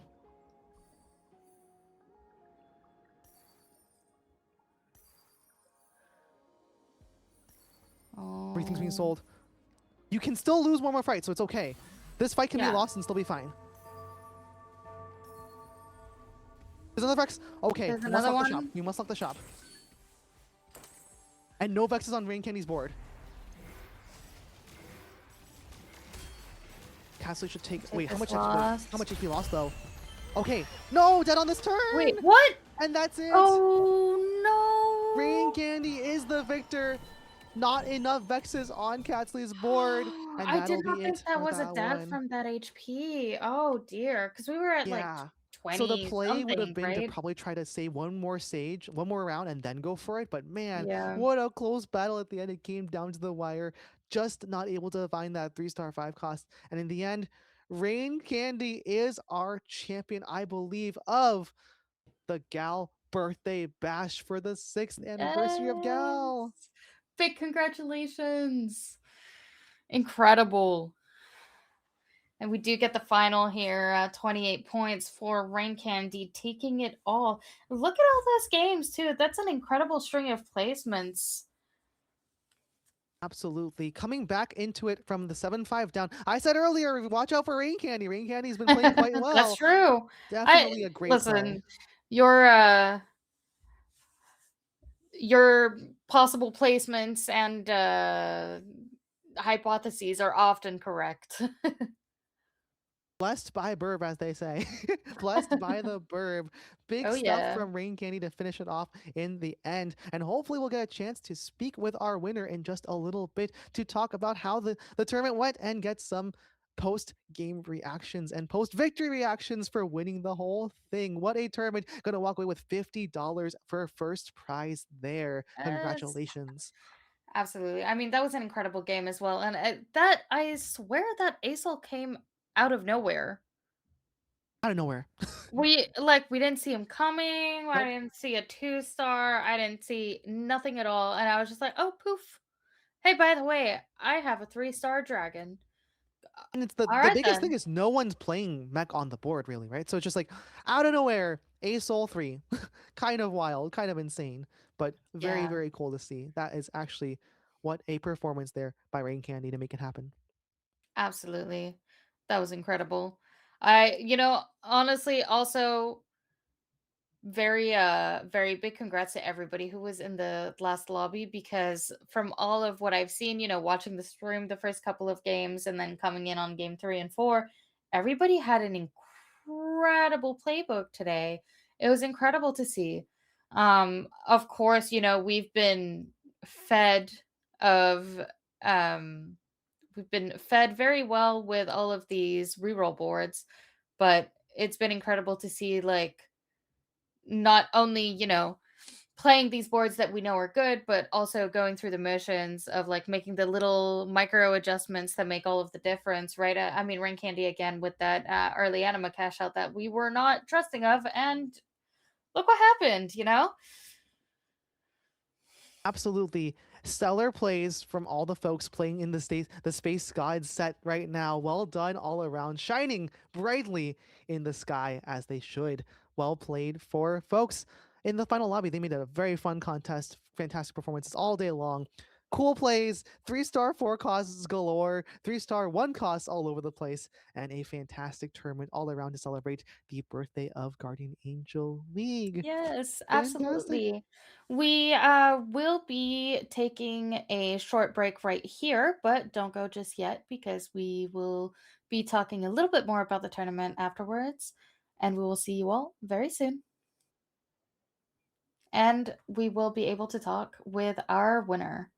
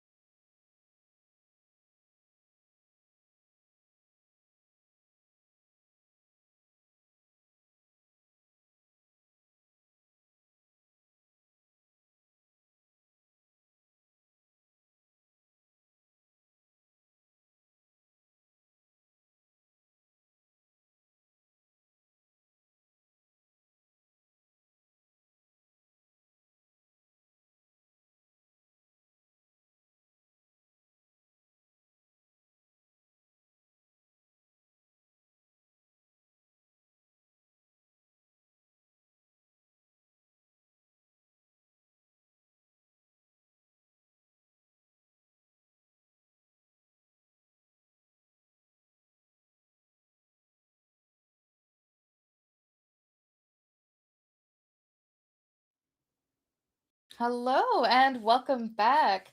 We are excited. We do have with us here our tournament winner.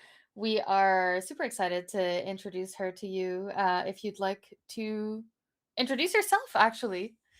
Hi, I'm V. I'm V or Veronica. Most of my friends just call me V. My in-game name is Rain Candy, as we saw. Yeah. Yeah, so I mean, first off, obviously, huge congratulations on the win. Those were some incredible games. Congrats on winning the tournament. I do want to ask, of course, now that you've won, do you have any special plans for your prize earnings for your 50 buckaroos? Um, so when I redeemed my birthday Jimmy John's free sandwich, I saw that I Mhm. had another like 50% off reward in there, so I'm probably gonna go use like 10% of that for a sandwich because I haven't eaten today, and I have a 4v4 scrim in like Oh, an hour, so you yeah. could probably get that sandwich. I would think so. Yep. I will Absolutely, use please eat. the 3-star Acel bounty to roll for the Soraka one because that one's really cool. Yes, The that's a good Yeah. idea. Yeah, Hachi, do you have some questions? I have so many questions. First off, Alright. speaking of 3-star Asol, you were playing pretty much worth the wait TF in that final game, which we thought like, wow, fantastic line. You're like you're guaranteed the TF3. You're in a great spot with this reroll. Like you are in a great position here. And then sort of out of nowhere, we pan to your screen and we're seeing there's an Asol 3 on your bench. So we're wondering. How did it get there? What were the thoughts behind the idea? Like, how did you sort of make up your mind to sort of go for this? Because I'm assuming like you like the rest of the whole lobby was seeing Cats League winning out big with this 3-star Lulu at three like on stage 3 and thinking, wow, how are we ever gonna catch this person? Okay, yeah, so that's exactly what it was pretty much. Mhm. I saw the 3-star Lulu on 3-2 and I was like, mouth agape for an entire round. Like, I was like, "What is that?" And Mhm. then I fight, at 12 fire, 12 I don't remember if it's 12 Fiend friend or fire? 12 fiend. Mhm. Fiend. Okay, fiend makes much Yes. more sense than friend fire. Um, I looked over to that board and I was like, "Oh, Hmm. so, if I want like, because originally I was gonna go in, I saw my 2 on augments, and I was like, "Okay, I'm just gonna click worth the wait. I'm just gonna collect my free $10, get that sandwich, and just chill."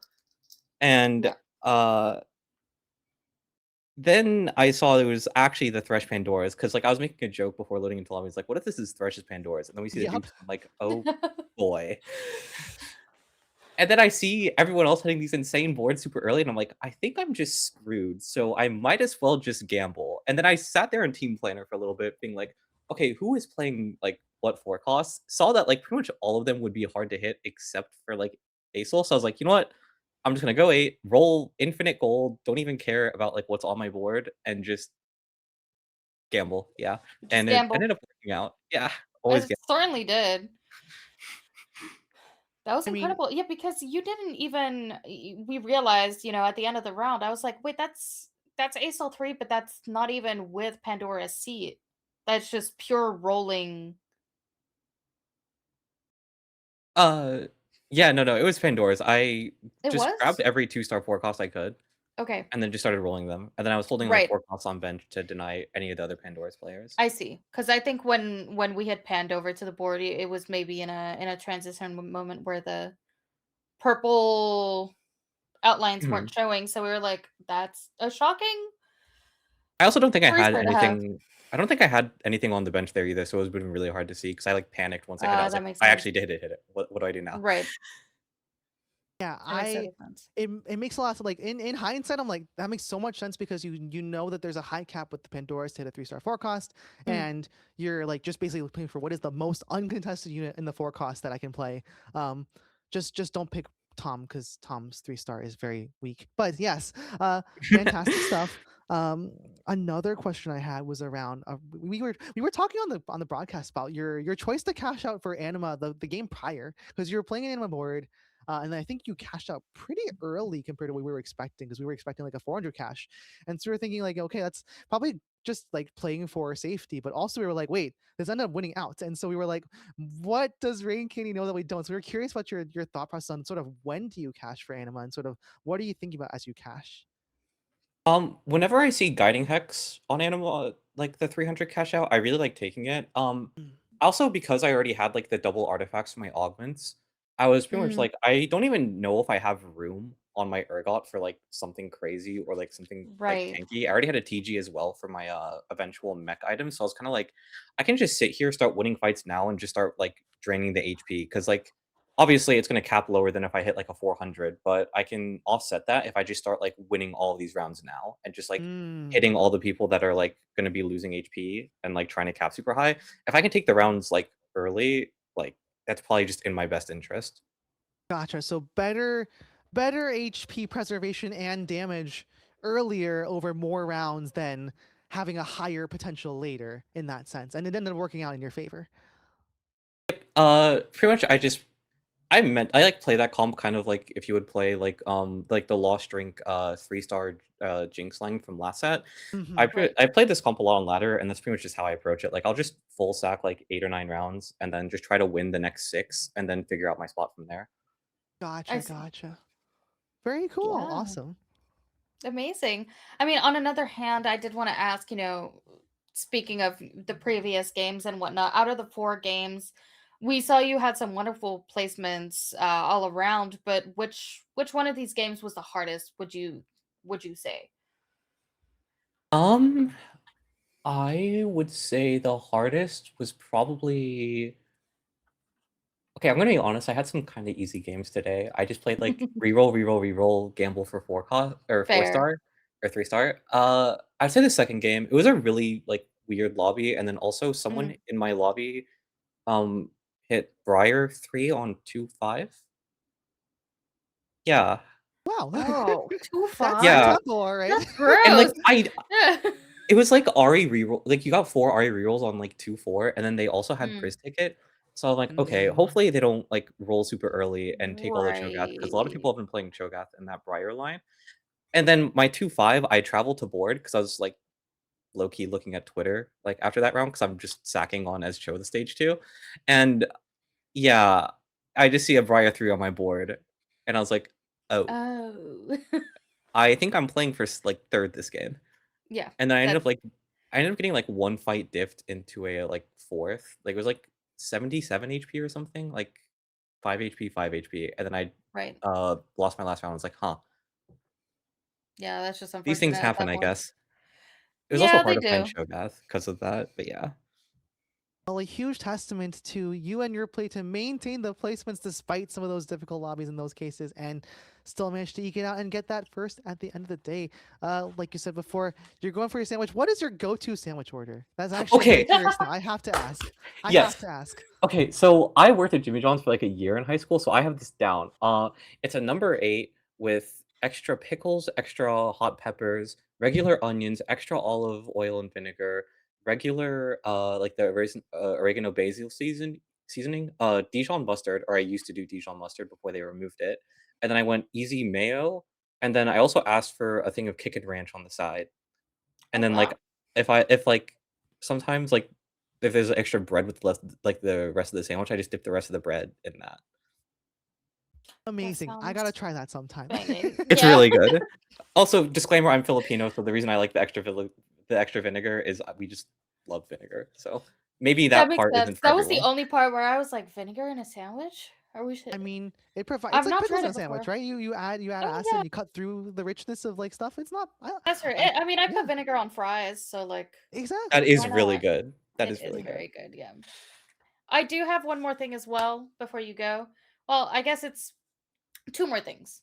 My first being, you had a wonderful performance. What's your rank goal for this set? Or do you have any pro play goals that you're trying to go after? I heard you say you have a scrim later on today. Yeah, so the scrim is more for fun. I'm playing 4v4 with actually some of the people that were playing in the tournament today. I'm playing Okay. with Cora and BK Rowe, who we saw in the final lobby as well. So we Hmm. have a 4v4 scrim after. In terms of like my rank goal, I'm extremely delusional, like as a person. So my goal is 1K LP. It's not been going Yep. well, but I have delusion and time to spam games, and that will carry me. You know what? You can do anything with time and motivation. Yep, True. absolutely. And I mean, unless you have anything else, Hachi, I do want to ask before we let you go, do you have any shout outs to give? Yeah, shout out, I have a few people to shout out. Shout out, Core and BK who I'm been playing 4v4 with. It's nice to like kind of have like a group of people to like talk about the game with. I'll be looking forward to that. Also, shout out, uh, I think her tag that she signed up with is Catgirl Faye. She's the one who like invited me to like this tournament, and like so I like actually knew of the server in the first place, and also how I met like my 4v4 teammates. That's pretty cool. And also like special shout out to Vera who was playing in this tournament, and then also my other friend who signed up but couldn't because she had work. Mac and Cheese. I've been talking to them for like a while, and Mac and Cheese actually was the one who got me into TFT. So shout out to them for sure, and also shout out 21 Savage because Vera said in my chat that I should put on like a 21 Savage song for good luck on my rolls, and then I hit like 2 rounds later. So Oh, wow. thank I you, mean, yeah, 21. listen, if it works. That's Right. one crazy shout out. I love it. I'm living for this. Well, in honor of 21 Savage and a very, very good Jimmy John's number 8 with specifically all these things included, congratulations again from all of us here on Guardian Angel League to you. What a well played tournament, and hope you enjoy the $50 and the sandwich. Well played. Thank you for hosting it. It's been really fun the last 2 tournaments.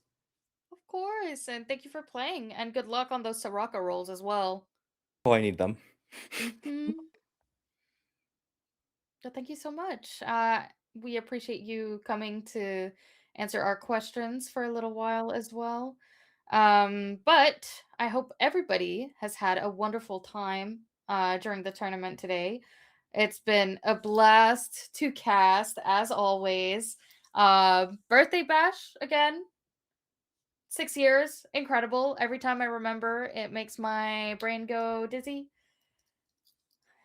Such a such a wonderful place to be and a wonderful group of people to work with. Absolutely. We couldn't do it without the help of everyone who's involved in Gal. And a big thank you to Laura, who's also behind the scenes running a lot of stuff today. Thank you so much, Laura. And thank you, everyone who's involved in making this happen here at GAL.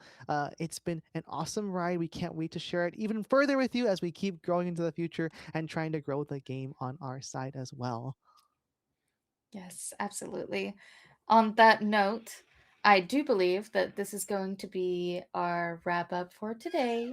I want to thank, of course, as Hachi said, everybody at Gal, Laura specifically, who's running so much things today, and all of the players, and also everybody who's been in our Twitch chat. There's a lot of people today, and there's a lot of yapping, and I'm a big fan of it. And I love seeing the little comments going on during the games. Um, and afterwards. I hope that we will see all of you again at our next tournament very, very soon. And if you haven't yet, you should absolutely join our Discord and you should check out our Twitter. You should check out our YouTube. We have player interviews that are super fun in there and a bunch of cool stuff. And you should absolutely check out all of those things. But in the meantime, this is where we will bid you a wonderful rest of your evening and hopefully some good TFT luck. Good luck rerolling. Take care. Thanks for joining. Thank you.